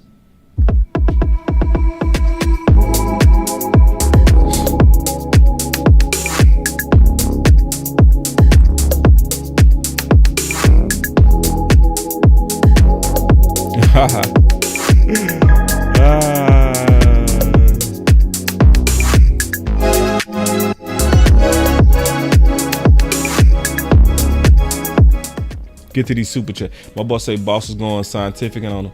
Hey, I used to love science. My boy landlord said the same thing. I went to a science and engineering in high school, man. I'm talking about I really used to love science, bro. So I understand it. I really do. And I just know Dan Quinn was doing too much. He was going against the laws of physics. He was tripping. It's no other way to say it, man. My boy Wee Woo with the first super chat, he said, I have more of a problem with Quinn than Big Mike. I agree.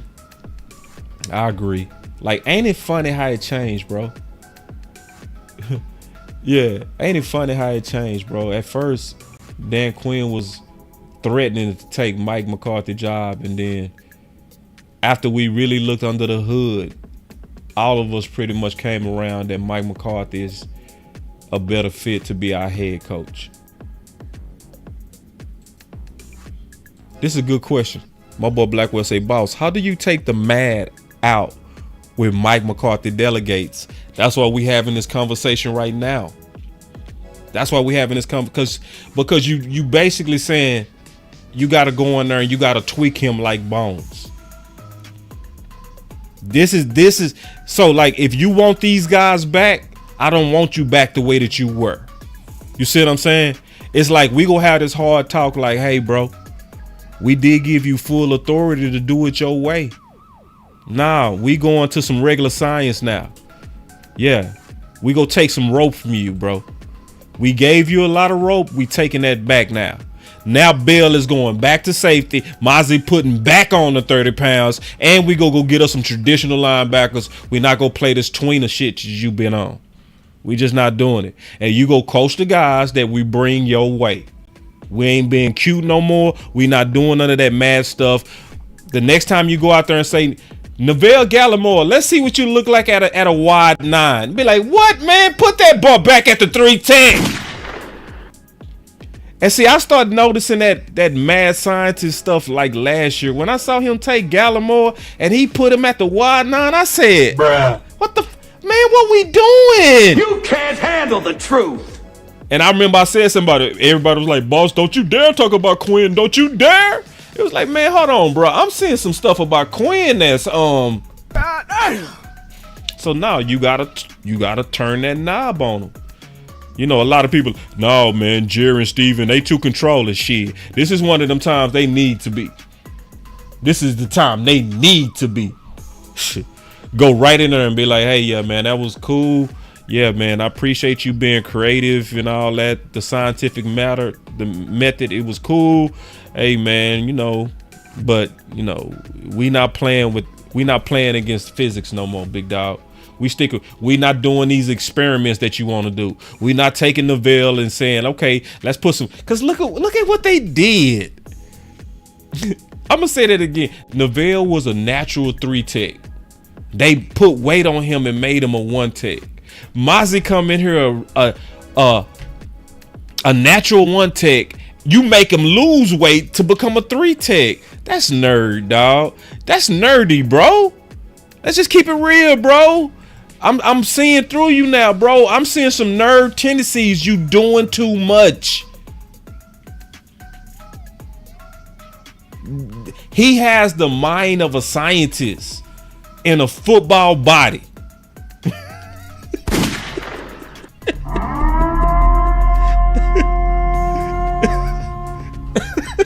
And man, he got the mind of a scientist in a football body. It took me a while to see it, but I see right through him now, bro. The boy is a nerd, straight up. And he listen. I ain't like some of y'all. I ain't totally threw away Dan Quinn. I think if you tweak him, we gonna get the best out of him, for real. All right, let me go back to these super chats, and then I'm gonna take some phone calls. All right. And then my boy Black said, trashing your QB during the MVP season is goofy. Right. Yeah. It's a lot of people that trash that because they used to. They just used to doing it. It's kind of like a natural reflex. They just, they just used to doing that. It's just what it is. There's nothing we can do about them types. And then my boy Blackwell with another. He said, me too, boss. I bet a lot on us going to Super Bowl this year. Yeah. And I know you did, bro. And for the most part, it was a good bet. It's, Hold on real quick. Yeah, hold on real quick. They say it's 247 in the chat and only 147 likes. So, yeah, come on now, bro. Now, let's get the... Hold on real quick. Let's get the likes up, y'all. Let's get the likes up. Hey, listen, y'all. We understand. I think this is some pretty good content today. I know I'm really measuring the hell out this Kool-Aid. you know, and you know when you start really measuring Kool-Aid, you know it get interesting. So a lot of people come in here and they just forget to do the basics, like hit that like. So now that we gave you your reminder, go ahead and do your part. Now, if you still sitting here after listening to all this content, looking at the value of how we do stuff over here, you are goofy, and you are likely a lurker. And then, you know, listen, sometimes you go get those people. It's a lot of people would never follow me because they support the channel. It's some people that follow me because they want me to fail and they looking for me to slip. It's a lot of lurkers, man. You know, it's a lot of weirdos. Like the same weirdos, the same people that was DMing Tad Prescott. Do you know how weird you gotta be to DM Thad? Do you know how weird you gotta be to be mad at Dak so you go at the brother? You know how kind of like weird lurker that is, you know? But we do got fans like that to where they'll jump in the brother of the quarterback's DM because they mad at the quarterback. You are low key weird, goofy ass. Yeah. Wait. My boy say, hold on. This is a good super chat, man. Y'all killing it, man. Y'all killing it. My boy say, why Belichick on the Kool-Aid pick? Because I was gonna get around and saying it, but just since you opened the door, I'm gonna say it now. We got it wrong on Belichick, man, and we got it wrong on Belichick for some goofy reasons. Like it's a lot of people they oversimplified Belichick, bro. They did. Like it's a lot of people they just kind of didn't measure the Kool-Aid, and they was like, I hear a lot of people say Belichick is nothing without Brady, right? And if you want to know who Belichick is, look at Mac Jones.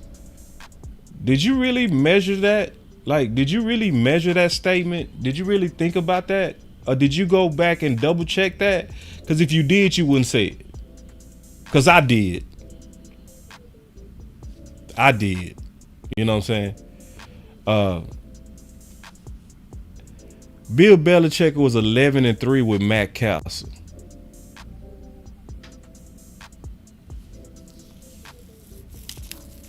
Bill Belichick was 6-0 with Garoppolo. Bill Belichick was 2-0 with what's the quarterback at Washington right now?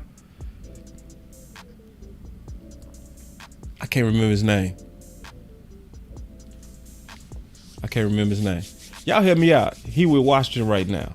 Black dude. He was 2-0 with him. And people forgot that even Cam Newton was in the MVP discussion before he got COVID. Like Belichick's quarterback success, it was Brissett. Thank you. Real good, which really mean Mac Jones was the only place he got it wrong. That's it. But if you look at his track record, see, a lot of people didn't think that through. I'm just being real. Why do you think Garoppolo? People forgot he set the market when he went to San Fran. San Fran gave up a second round pick to get him. And he was a backup quarterback behind Belichick. So Belichick had a damn good record with all the quarterbacks except Mac Jones. But we oversimplified it. But after talking to Coach Marv, likely Bill Belichick was going to never come to Dallas because, to be honest, Dallas and them wasn't going to likely be willing to pay what it took. You know, Coach Marv went and looked at the salaries. You know what? Billy Belichick getting $24 million. And he likely go get something like that when he go to another team. You know what they paying Mike McCarthy right now? You know what they paying Mike McCarthy? Mike McCarthy is right around $5 million or less.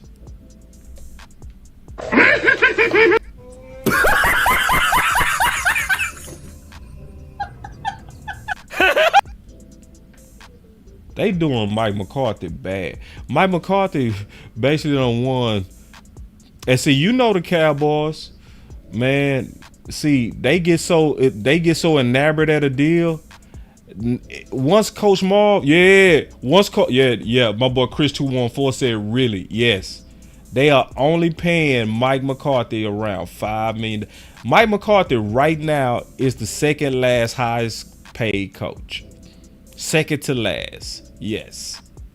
So, because I was over here like, why did they sign him back so fast? Not sign him back. It's like, why did they just announce so fast? Like, oh, we going back to Mike McCarthy.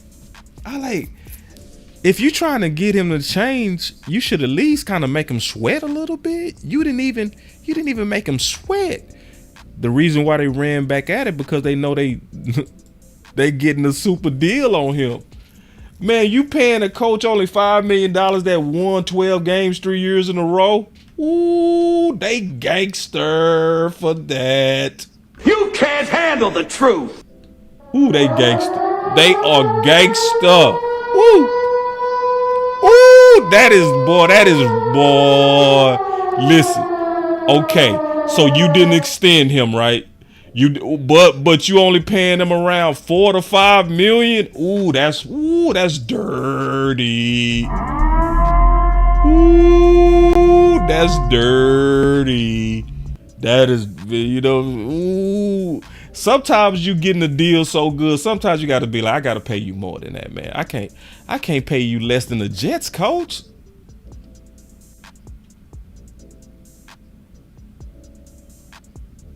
Boy, say some crooks. Yeah. So anyway, so that's why I had Bill Belichick right there. Yeah, and see, this is it right here. Jerry and Steven love bargains. See, that's why they ran that LVE. Everybody like, LVE can play. No, LVE was just a bargain. That's all he was. He was, what leader of your team getting paid $2 million? Make that make sense. How you the leader of the defense and you only getting paid $2 million? I'm gonna say that again. How you the leader of the defense and you only... Bro. But they ran at LVE. Let's go get LVE. And then you know what our fans did? Bobby Wagner, him and LVE, they right about the same.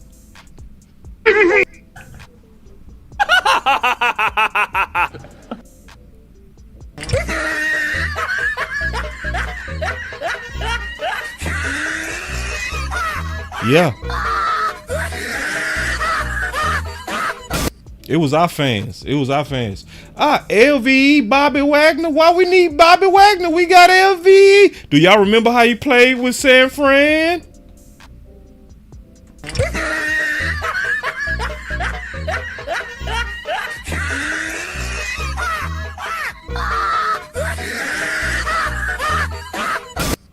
Yeah.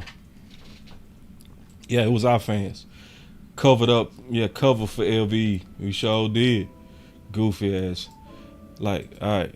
He said, so I already answered that question. My boy Andre Richards say, DQ is the science Bunsen honeydew from the Muffets.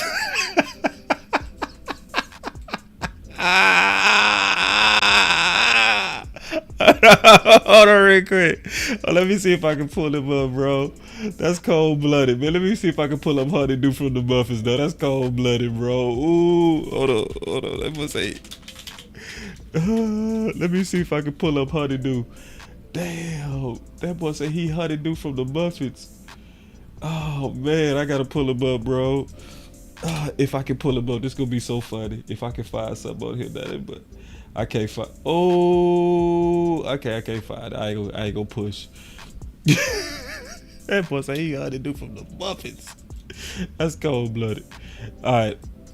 Perry said he said, boss, they complaining about Buffalo only having 4 linebackers. We had 1.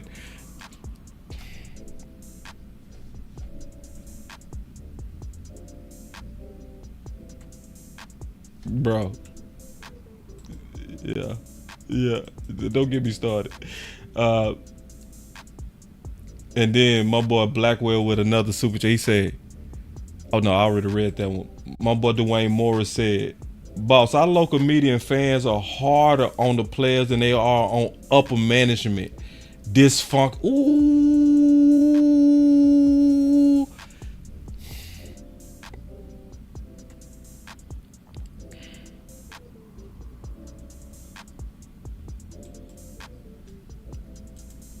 Andre Robinson said, salute, boss. If DQ leaves, how do you feel about a 3-4 defense? Sam and Mike outside, Hankins, Osa, and Mozzie. I kind of like how Dan Quinn was running it, keeping us at a hybrid level and keeping offenses guessing. I've kind of grown accustomed to Dan Quinn and his switching it up. I do like that. I think for the most part, except until he went against certain opponents, he kept a lot of teams on edge and kept them guessing, and hard to scout us because you really didn't know how we was going to come out in terms of our base def packages. So I wouldn't want, at this point, I wouldn't want a standard anything. I don't want a standard 3-4. I don't want a standard 3-4-3. I want a hybrid like we've been doing. I want a combination of it all. That's just me though. But see, you can make any of it work. It's just you got to be committed to the system that you're in. I do think that over time, especially if we bring back Fowler, which I don't think Fowler is coming back. If I'm Fowler, I'm definitely not coming back. I'm like, no way I'm coming back. You know, I had the best ratio 2 years in a row, sacks to pressures, sacks to snaps, pressures to snaps, and you still had me with less than Armstrong. Nah, I'm gonna go to a team that's gonna utilize me. If I'm any one of the free agents, I want up out of Dallas, and if I'm a free agent, I don't want up in Dallas. Until they change the culture of how they treat free agents, Dallas is just not the place for free agents. It's the worst place for any free agent to go, even if you are Amari Cooper. If you are Amari Cooper, we get so goofy. We get so goofy about these draft picks that our goofy ass will pick literally Michael Gallup over Amari and say it. We so cocky, we'll say it. We'll say, yeah, like Stephen Jones said, we couldn't have kept Gallup if we would have signed Amari. Damn, you said that? Like, you actually said that. So, yeah, you know. but this year is also an opportunity. This is a real good opportunity because you can't depend upon draft picks this year. You can't. Because you just don't have enough of them. This year, it's going to be real goofy to try to have bastards versus son philosophy because you don't have enough sons now to draft. If that makes sense. You don't. So this is a unique year where Will McClay finally should have free autonomy to just go get the coaches what they need without the meddling of Stephen Jones. Cross my fingers on that. So, yeah, and then another comment. He said, watching these teams with solid linebacker play and quality run games to help, they QBs got me pissed. Yeah, that's why we got to keep the pressure up. It's a couple of things we should be lobbying for. In my opinion, drafting a running back is cool, but don't get cute, Steven and Jerry. Like, look, the running back market is already depressed. Go fill your needs on that at free agency and keep it moving. Just fill your needs. It's some good talent that's gonna be dirt cheap from a depressed market. Just greatly improve your team and your running game from running backs that's already out there with low tread and low cost. Like, wouldn't any one of us want DeAndre Swift for $5 million versus Tony Pollard for $10 million? Like, Come on now. I like Tony Pollard, but if you give me the option between DeAndre Swift for $5 million or Tony Pollard for 10, I'm gonna be like, man, as much as I love Pollard and bye. It's just what it is. So we just got to keep the pressure up with these ideas, man. Just keeping it real. This is my last super chat. Then we go get on the phones. Then I'm gonna get up out of here. He say, I think the team didn't game plan. I think they felt they were so much better. Yeah, I think so too. I do too. I felt like, and I'm just being all the way honest, it looked like we ate the cheese, man. Just keeping it all the way real. We bought into the junk science that we play better at home. We ate that rotten cheese. Ooh, we averaged 40 at the house. It's like, so y'all really think that was happening because you was at the house? Y'all really think? Or was it the opponents that we was playing at the house? Because if I go look at last year's schedule, it was pretty clear that the hardest games was going to be on the road. But we made a whole doctrine about home field advantage. Molded cheese. My boy say cheese was molded. Yep. And we ate it. Yeah. Fans ate it. The players ate it. The coaches ate it. Yeah. That's why when we start getting hit in the mouth, we ain't have no answer because we didn't even prepare for them right. I love this comment right here. He say wide receivers are in abundance, so should we draft number one? I am all the way for it.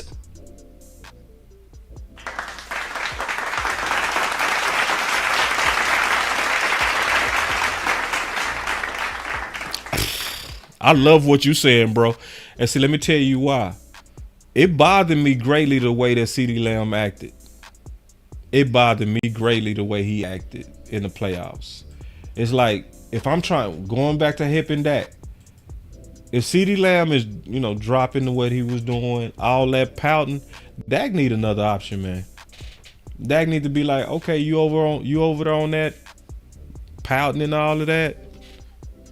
I'm gonna feed my other first round receiver till you calm down. Till you calm down. See, sometimes it's not good when you are the best on your team, because then you tripping, your mama tripping, everybody be tripping. You know what I'm saying? For real. For real. So I am all the way for Dak having a whole nother weapon.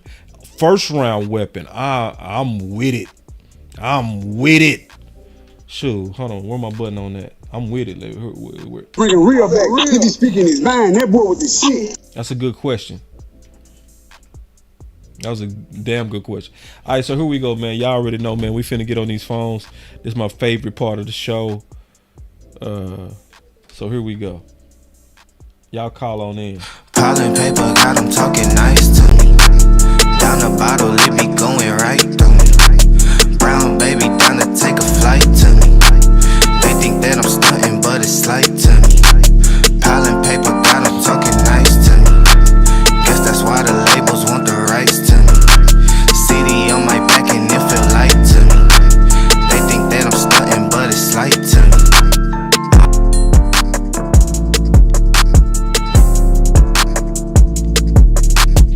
See y'all coming in the building. Come on in. Come on in. Yeah, my boy Chris 214 is in the building. Joe is in the building. Prince is in the building. Y'all keep coming. Keep coming. Coach Q is in the building. I'm gonna wait for one more and then I'm gonna shut it down. Alright, we gonna wait for one more. Then we gonna get up out of here. All right, so 5 seconds. 1, 2. So if you want to call in, you want to go ahead and call in now. 3, 4, 5. I'm locking the phones. Let's go. The conference has been locked. All right, I got some new people in here. I don't recognize y'all numbers. So here we go. I'm going to start with you, Mr. 469. You live.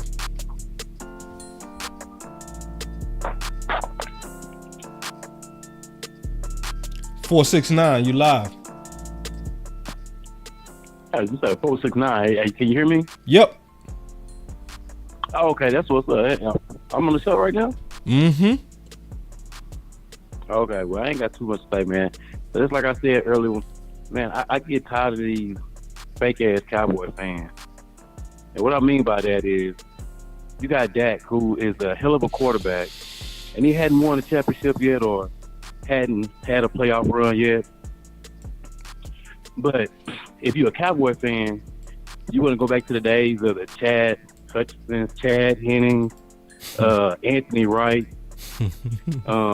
Drew Henson, Drew Bledsoe, trying to find a fucking quarterback. No. And then when we do lose, I got so much to ramble on about, and I ain't gonna take too much of your time. But I be trying to get a Cowboy fan perspective. The same team, the San Fran team that we lost to, that San Fran team went to Green Bay and beat them in sub-zero weather. The great Aaron Rodgers. Right. Yeah. No, nobody said shit. Right. Yeah. It's So for the fans out there, man, you need a complete team. right. You need a complete team, and the coaching staff got to be on par too. Yeah. Now, Mike McCarthy is a damn good coach. If you want to get rid of Dan Quinn, so be it, whatever. Because I feel like they're using Parsons wrong anyway. Put his ass a middle linebacker, draft another linebacker, get the linebacker squad where it's supposed to be, get you some defensive ends, and play the damn game the way it's supposed to be played. Quit moving Michael Parsons all over the fucking place. And if they people don't want him here, we don't need him here. Right. But that's all I got, bro. Hey, man, be some real fucking fans, man. You ain't gonna find too many quarterbacks out there that can actually run a fucking franchise. Hey, look at your boy out there. Still ain't beat motherfucking Patrick Mahomes yet. Still ain't beat Patrick Mahomes. He was at home. What they gonna say about that? They ain't gonna say nothing. They ain't gonna say a word. Then they fans gonna still support. They gonna still support Allen. They ain't gonna say he can't get over the hump. That's all I got, boss. Hey, appreciate the show, man. All right, big dog. That was a good call. Very good call. I forgot to get his name though. All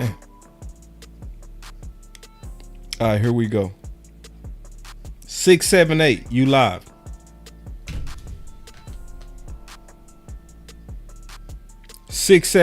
You live. Hey, yo, what up, boss? How you doing, man? What's up? Who is this? Hey, man, they call me Chop. Chop? Oh, Chop. Yeah. I be seeing you in the chat. What's up, man? You already know. Hey, look, we're going to keep it real cool. Check this out. Cowboys got to change the concept, man. I think we stuck in the old way of doing things, and I think that's why we getting rolled on by so many teams right now. You know, we need to change the concept. Now, you know how we build team building? Yeah. That team building stuff is gone now, bro. It's win now building. Right. You have to. I know we build through the draft. That's just the old way. You have to get players that are ready in certain positions. Right. You can draft certain players that you need to develop for later on. But now, in this day and time, it's right now. That team, and I think that's where they stuck at. You know, I support them 100%. And like the last caller just said, get rid of Dak if you want to. How in the world you think we got CD Lamb or who was it that year we went 4-12 when Dak was out and we got his leg broke? Right. Yeah, exactly. Fans forget that kind of stuff. They forget when you don't have a starting quarterback that can manage the game, and you send this guy out here without a doggone running game. You sitting there trying to pack, dude. You can't be one dimensional. Eventually, that ugly head gonna come out. Right. So you feeling me on that plan I've been talking about on really load up? I call it the Elway plan. Oh, yeah, I'm feeling you, bro. We have to. Yeah. Look at every team that did it. And we were sitting back going, oh, you only going to win 1 year. Well, hell, that's all they're doing anyway now. Exactly. That's all they're doing anyway. Look across the league. Everybody doing it. So we might well change the philosophy, load up, win the damn thing, suck the next couple of years, maybe or maybe not, but get that one. You feel me? Yeah. Yeah. All right, bro. Man, hey, good call, Chop. Man. Do your thing, man. Appreciate your show. No, appreciate you, Chop. Glad to finally hear from you, bro. When I can get through, man. When I can get through. All right, Chop. That was Chop, man. It's so cool when you see the voices in the chat, right? And I've been seeing Chop for a minute. Chop be having some good stuff, man. But then when they finally get through and you hear their voice, that's cool, man. Chris 214, man, you live. What's going on, boss? What's up with it? Not much. Hey, yeah, I've been looking at the free agents at linebacker. Now, you know, like obviously all of them are not going to be available. You know, a few of them are going to want to sign back. My number one guy that I wish that we can get is Lavonte David from the Buccaneers. I hope he doesn't sign back, but yeah, because he's going to be a free agent. If you guys do not know about David, he is very good. Very good. He can diagnose things like very quickly. He's a veteran. Like, I really do think that he can fit our system. Another guy I believe is hold on, like I'm looking at the list right now. I'm pulling it up too. Jordan Hicks. I like him. But yeah, it's like we do need to be loud about the free agents. I feel like it's been way too long for us to not go all in, including free agents. I mean, like, y'all, draft picks, they cool, they young, draft. Bro, draft.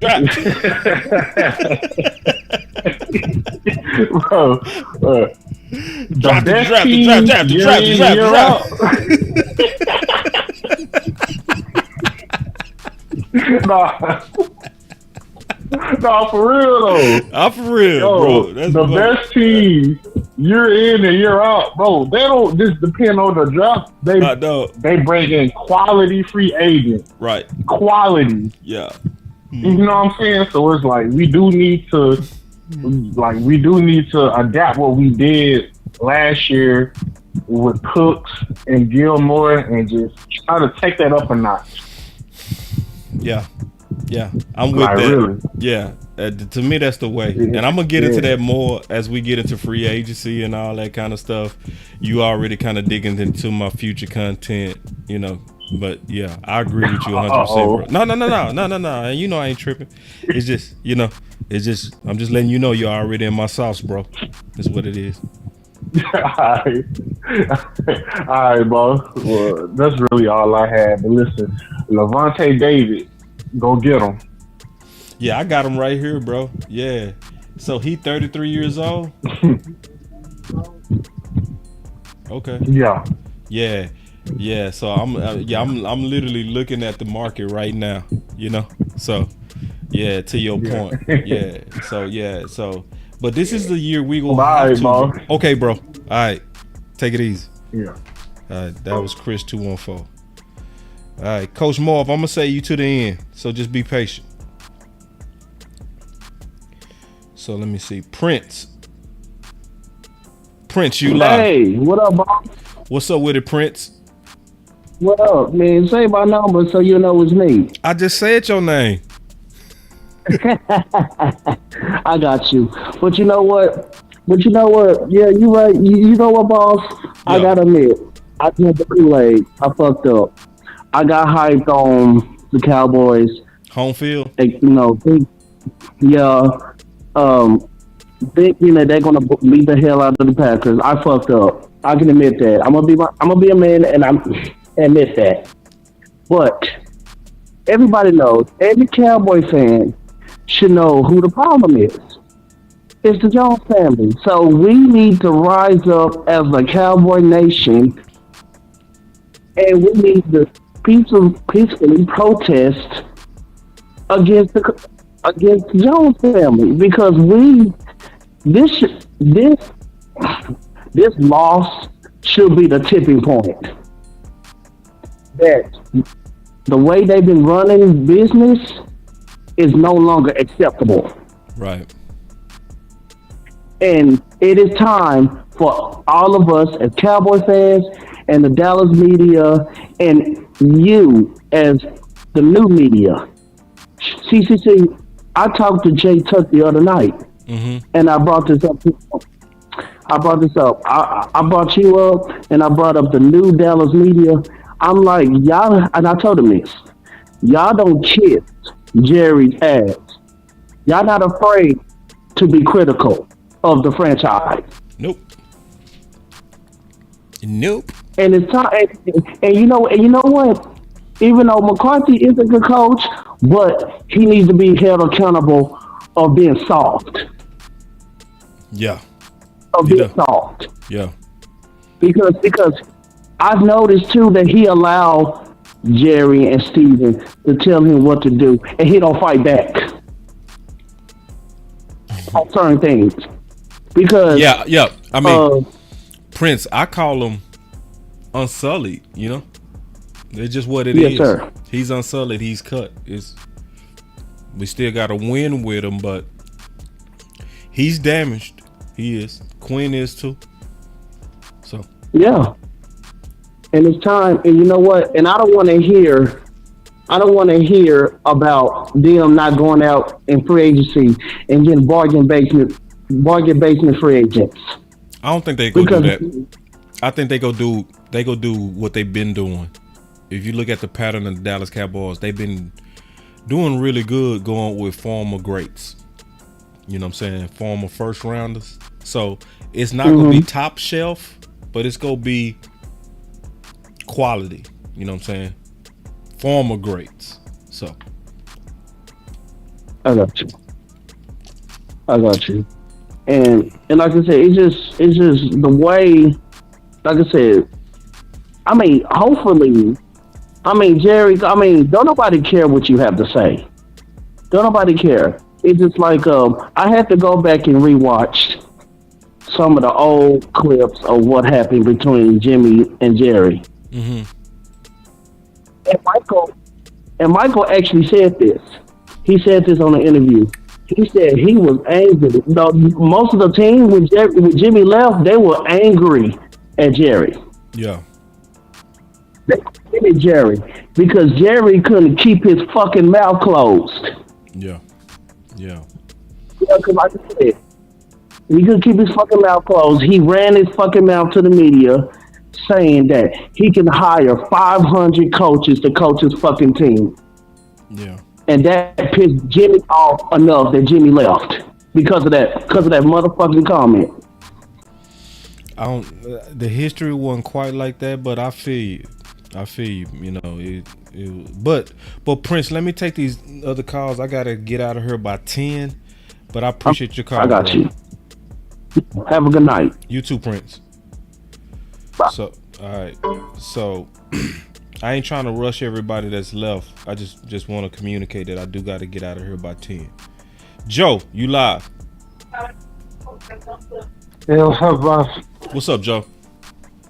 How you doing, man? So my thing is this: instead of putting all the energy on the drama about CeeDee Lamb and Micah Parsons, why don't you focus on the political and cultural issues that are going on with this team instead?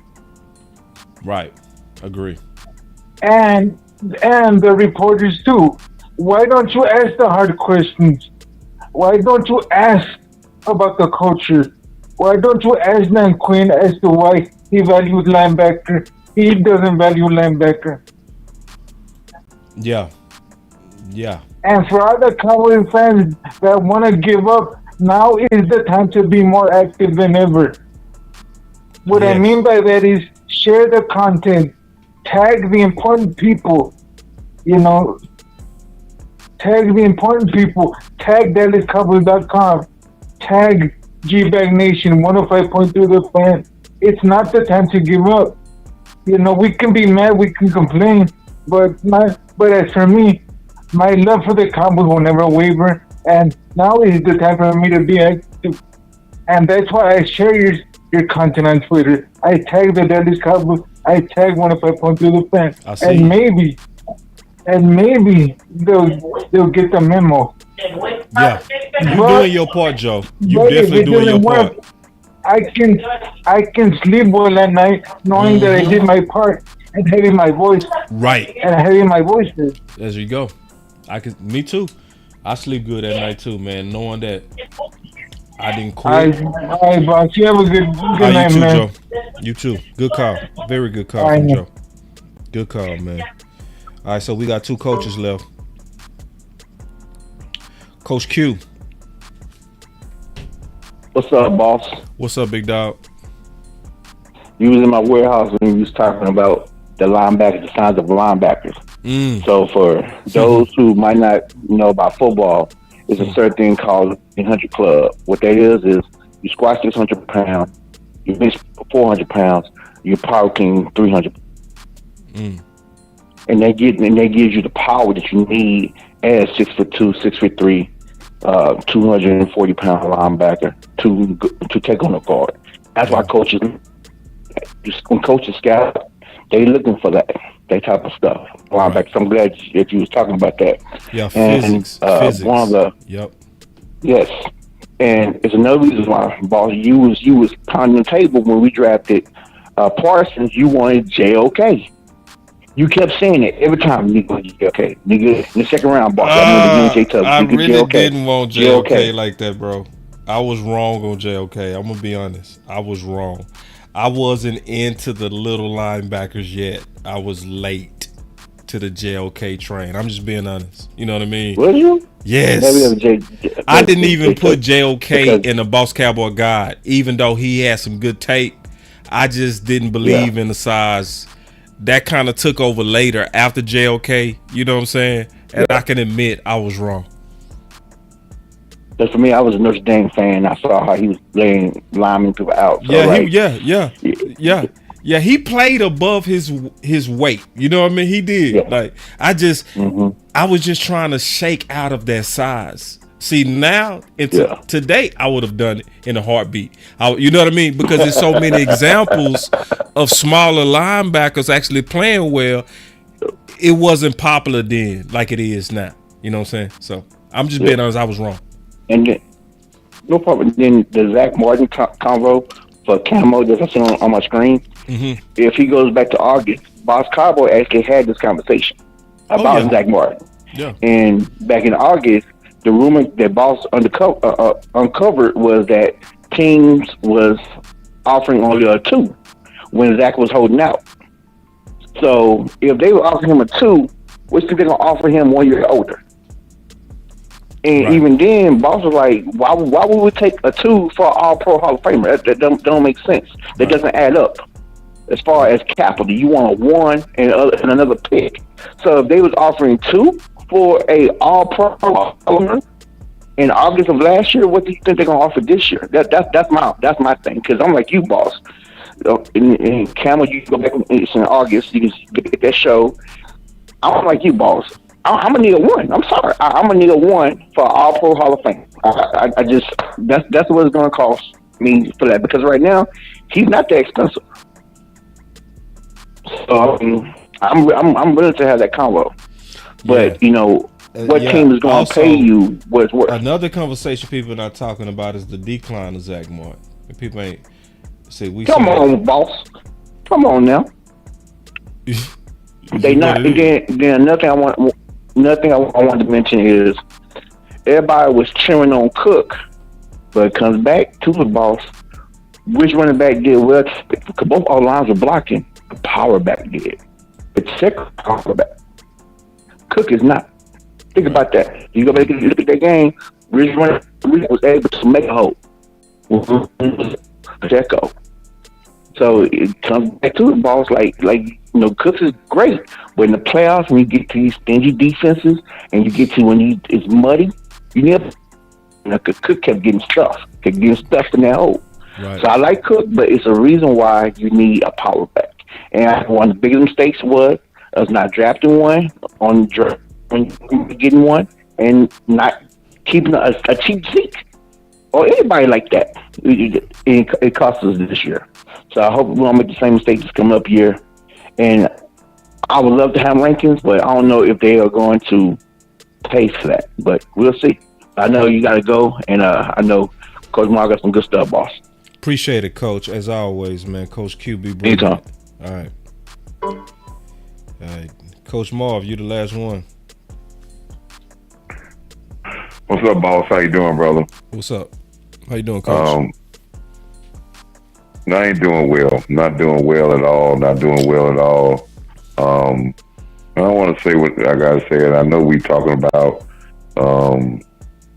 strategy and players, but the main problem of this whole organization, from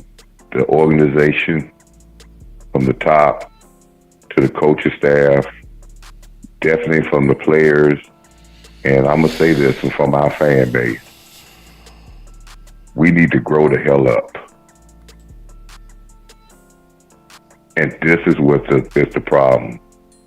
I'm watching a reality show in front of pointing fingers and talking with people and family members talk. When you're living with no expectations, boss, when you're a child and you're living with no expectations, really no expectations, yeah, you don't have to grow up. But once you become a man or a woman and you got expectations to handle your own, you always hear this thing about grow up. And that has no age range or whether. That's why I'm talking about the ownership, because I'm talking about an owner that's 81 years old. He has to grow up. And because growing up means being able to persevere in adversity and maintain in success. And we don't show neither one of those type things. We right now we are in an adversity situation and we are pointing fingers, talking about we want to leave, we want to this and that. And I understand the family members of the other players because they're family members. But you know something, when you have that responsibility, even though they might be brother or sister, even mom, but the breadwinners of those families are Parsons, Dak, and CeeDee Lamb. And if they don't want something to come out the door, right, whatever they've been saying to each other or whatever, it's about handling their responsibilities. And this soap opera atmosphere has been created by your ownership. Let's be frank about it. I watched that film over and over again, and and this is not no disclaimer to ripping Michael Parsons, but I tell you, I went back and watched every play. You know me. I said, let me find out every play. And to me, it was just as bad as Buffalo. No energy. And it got to a point where they just got frustrated. And this is what I see. I watched football all weekend long, and I wanted to make sure that I seen grown-up football teams on the field. And I saw grown-up football teams, maybe not as talented, but grown-up football players, grown-up football teams. I watched our Cowboys come out there, and they were not ready from top to bottom. Top to bottom, that they had underestimated, and they had already thought that they were going to be in the NFC Championship game or Super Bowl, and it was given to them. They were supposed to win. And when you come out when you're supposed to win, that shows a lack of immaturity. That shows immaturity in the ownership, the coaching staff, as well as the players, because you did not respect your opponent and the job that you had to do. We got all these things going around right now. We got people talking about they want to leave, they want to go, they want to do this. All this sounds like a bunch of immature children yapping and pointing fingers. This is a reality TV show in front of our eyes, and if they just grow up and be a team, they can be better. But this pointing the fingers and all this sounds like children. It sounds like a Pop Warner team. We lost the game, and now everybody wants to go on and point fingers. I say this last thing, boss. I've said this before, and I said sometimes something has to blow up. I ask you this question. In Dallas Cowboy history, since you've been following the Dallas Cowboys, has anybody ever asked out of Dallas? I know they've gotten rid of players, coaches, or whatever, but has anybody ever asked out? Not that I know of or can think of. And we at the verge of this happening this summer. You're about to be at the verge of maybe a receiver and a quarterback that's maybe publicly say out their own mouth, I want out.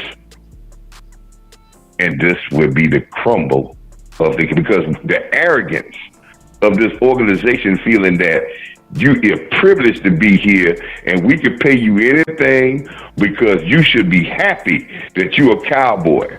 We got fans thinking that, hey, just because you Cowboys, we can go get anybody.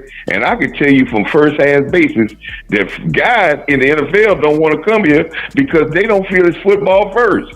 They feel it's about a show and Hollywood.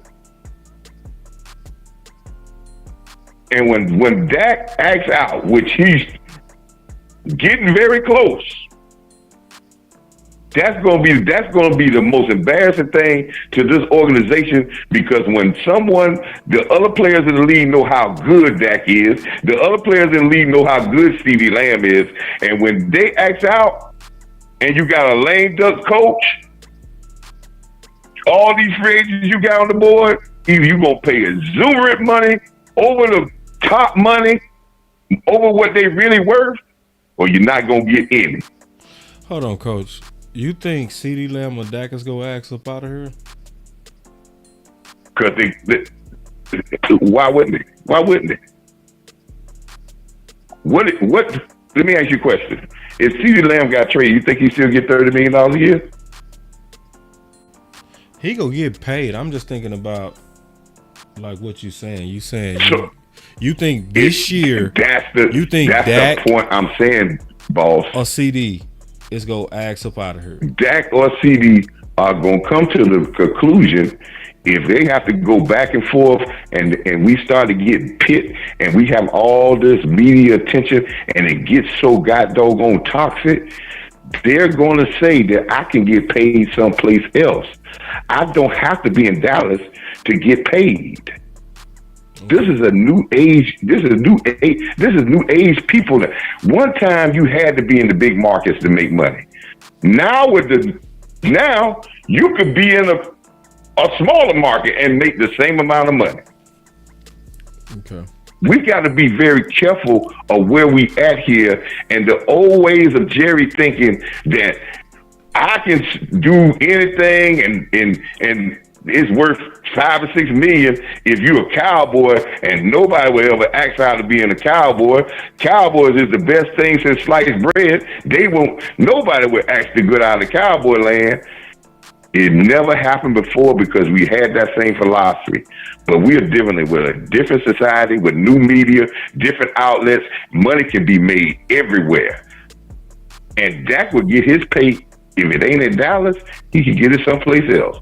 CeeDee Lamb, if he can't get it in Dallas, he'll get it someplace else. And once they put this organization on Front Street, then you will have some change in this organization. Until somebody step up and say, I want out. Then the arrogance of this organization will turn around and say, it ain't all about the brand. The brand can't get everybody. Okay. Yeah, well, I appreciate it. It's coming. Coach. I hope you're wrong, because I don't know, I don't want that to happen.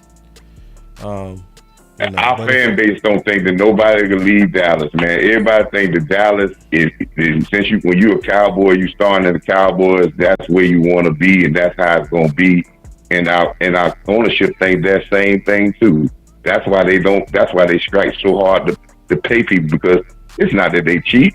They feel that, hey man, why should I pay you what you want to pay? You in Dallas. I don't need to pay you. This Dallas. Gotcha. That's just like you date a woman out there, boss, that says she's so fine that she ain't got to do nothing because she fine. Yeah, no, I'm with you. I get it. I just, that's a lot, for the it's cast to coming. be like, I want out. It's just, after going 12-5 3 times. But hey, if you right on that, you're a prophet, Coach. Real talk. But appreciate But I can tell you, quick, if you leave and go somewhere and go 12-5, you could probably make your money if you don't go to playoffs, but you won't have to deal with all this other stuff. Yeah, I agree. And be just as happy. All right, Coach. Appreciate the call. Later, ball. Later. All right, so I was Coach Marv. Now, the last thing I'm gonna get into before I get out of here, because I said I gotta get out of here by 10, is the obvious thing that's going around right now is the families, right? The families. This is a bunch of nothing, bro. I just want to just be honest. It's only because it's the Cowboys that somebody mama and a brother and the other brother that, like, listen, I'm gonna just tell you something. Families talk on all teams. My dad talked bad. Like, my dad called some heat on me when I was in the University of Houston. Yeah. Because I was my first year, my dad being a dad, which they're gonna do, right, was mad because I wasn't playing my first year, right? So he up there and all the coaches, you know, families and the players' families sat together. So my dad being just a dad, he up there, them dumb coaches, dumb, they so dumb. Put some speed out there. Put some speed. So he talking about me, right? Them coaches are so dumb. So my mama, she nudge him and say, chill out. Like, chill. The coach's sons is right there. Marcus is his coach. His kids right there. Chill. So my coach, D-coordinator, turn around like, yeah, we've been hearing you go off on us and our dad all day. They turn around like, yeah, chill out. My dad looked right at them and said, shit, I don't care. What you think happened to me? What you think happened to me? What you think my life started being like? I had nothing to do with that. But family go be family. But it's only because it's the Cowboys is this nationally talked about. This is, trust me, everywhere. This is in a high school level. This is at college level. This is on a pro level. And especially CeeDee Lamb mom, when you go listen to what she was saying, if you go listen to what she was allegedly saying, it's fan talk. That's all it was. But because it's Dallas, like, and look at how Micah had to separate himself from his brother. And just the type of stuff they gotta deal with. Look at this. Just look. Micah had to come out and say, any comments made by Terrence Parsons Jr. are his and his alone. As you know, if I have something to say, I'm not afraid to say it. I love my team, my brothers on my team, and the city of Dallas. I'm more committed than ever to bring it Shan. Yeah, because guess what? You can't stop your family from saying some weird stuff.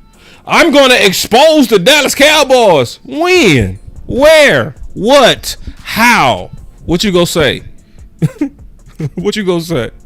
And then, how smart are you to talk like that as your brother trying to get the bag? What we doing, bro? See, it's a lot of brothers, sisters, mamas ain't got. My dad had nothing to do with me, but I was affected because of him. And my same coach, that same coach where his kids was looking up at my dad like, yeah, chill out. He let me know that pissed him off. To the point when I had a new coach that was working with that coach, you know what that coach tried to do? He tried to sabotage me. So when I had a new coach named Donnie Henderson, this is a true story. I'm not lying on nothing I'm saying. The first time I met Donnie Henderson, my coach, who was a passing game coordinator, The first day I met him, when he walked into the U of H DB room, he said, "Hey, close the door." So we closed the door. He said, "I'm gonna tell y'all right now, anything I say in this room, if any one of y'all let this out this room, I'm gonna cut you. I'm gonna get you off this team." So we like, okay. He said, "One of the coaches tried to come to me about one of you." This is a true story, bro. He said, one of the coaches tried to come to me about one of you. And he said, hold on, coach. Don't tell me nothing about my players. I'm going to see it for myself. I don't play that. Donnie Henderson. This is exactly what he said. So I'm in there like, oh, man, he talking about me. Damn. So then, at the end of the meeting, he said, "Marcus, stay. I need to talk to you." Like he was mad at me. And I said, man. So then he closed the door. He said, "Marcus, I watched your film. You're a great player. I see exactly what's going on with the politics." He said, "I don't play the politics. And you know I was talking about you, wasn't you?" I said, "Yeah, coach, I know." He say, "I'm not gonna play that politics of what you've been going through." I had nothing to do with that, but it was heat on me because of family. Just what it was. Just so when I see all this stuff, mamas talking, brothers talking, you know what I see? A bunch of damn nothing that them players probably ain't got nothing to do with. Nothing. Zero. Because the family talking, don't assume that them players talking like that. That's a bad assumption. Trust me, that's a real bad assumption. Because I had nothing to do with what my dad was doing. The only thing my dad was guilty of was loving his son and being too passionate, like families do. So when you go see CeeDee Lamb mama going off, she loved her son, but she wasn't balancing what she was saying. All these, everybody working hard for the rings, like Dak not working hard for that ring. That let you know it was emotion. So what you do when you see people speaking in emotion, you throw it in the trash. You don't make news out of family members being emotional about their son, daughter, or brother. Yeah, Chop said it. Chop say everywhere. I did it too. Yeah. It happens everywhere, but only because it's the Dallas Cowboys, it's the national news talking about what somebody mama said or what somebody brother said. What the So I ain't falling for the wee woo. I see right through it. Oh, you see this guy? Number one bullshit guy. He do the wee woo. The only reason this is news is because it's the Dallas Cowboys. That's the only reason this is news. So let me tell you what my dad did again. This is true. Ain't nothing I'm saying a lot. So I'm going through all this politics at the University of Houston, right? I'm going through it too, day for day, knowing that your coach don't like you because of your daddy and other reasons, right? Out for you, right? So now the same man that was for me, Coach Henderson, right? My dad frustrated because he's like, now Coach Henderson was creating packages for me. He not supposed to. He was creating packages saying, this package fit Marcus. We're going to use him like a big nickel on this package. He was doing that because he was just trying to get me on the field, right? I'm not lying on nothing I'm saying, bro. Everything I'm saying is dead true. So I'm knowing Coach believe in me. He fighting for me. He fighting through the politics. I'm watching my coach fight through the politics to the point when he made a package for me. I ain't gonna never forget. He came to me and whispered in my ear. He said, you better ball out today. He said, man, because you know I ain't supposed to do that. I said, Coach, and see, I loved him because I could be real with him. I said, Coach, how you want me to play well if you always putting this pressure on me? Just let me play, man. Gone. I told him just like that. And he started laughing. I said, Coach, go, man. I said, how you speak? I said, you always in my ear. So I said, man, let me play, man. You know I'm going to do what I do. I told him just like that. And he started laughing because he was like, yeah, he all right, right? So this coach is for me. But my dad, being my dad, loving his son, when we was at the banquet, right? So we at the University of Houston banquet, right? My dad goes up to Coach Henderson and say, he tell him to his face, he said, hey, I don't like how my son is done here. Mugs him, look at him like he go slap him. I don't like how my son has been done here. He said, you go play him or I'm going to get him up out of here. And he walks off. And I'm over here like, oh, fuck, man. So you go mess it up for me again?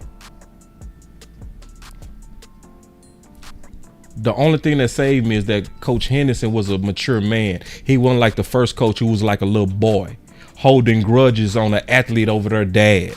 Weird shit. Like, for real. Coaches do that. I know y'all don't believe it, but yeah, they do that. Coaches, it's some coaches that act like kids. I know y'all don't believe that, but you got to be in that world to see it. Like, when you in that world where you see grown men going after boys, it's something to see, bro. You be like, man, especially when you think back at it, you be like, that was a grown man doing me like that. That dude was in his 40s. I was 18, 19, 20. And you was going at me like that. Yeah. So check this out. I'm keeping it real. So Coach Henderson, because he was a mature man, I'm over there in the banquet like, listen, I'm in the University of Houston banquet like, man, my dad did that bull again, right? Coach Henderson walked up to me. He said, hey, man, don't worry about your dad. He said he loves you. He did what he's supposed to do.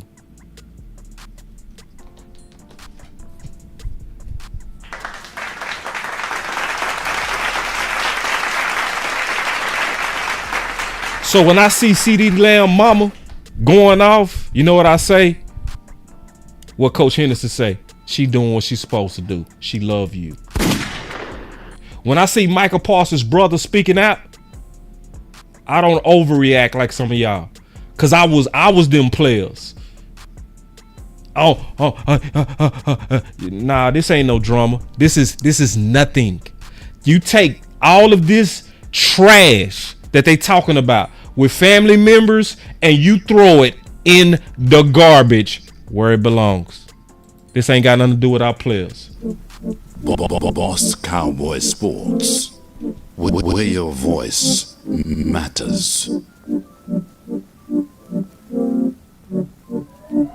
Love, moving too bossy, we don't tread softly, but not flossy, the streets that taught me, moving too bossy, we don't tread softly, but not flossy, the streets that taught me, I'm just trying to get my nigga paid. We came from Section 8, and I knew I was at since the second grade. Man, I swear my time is coming, cause I'm never late.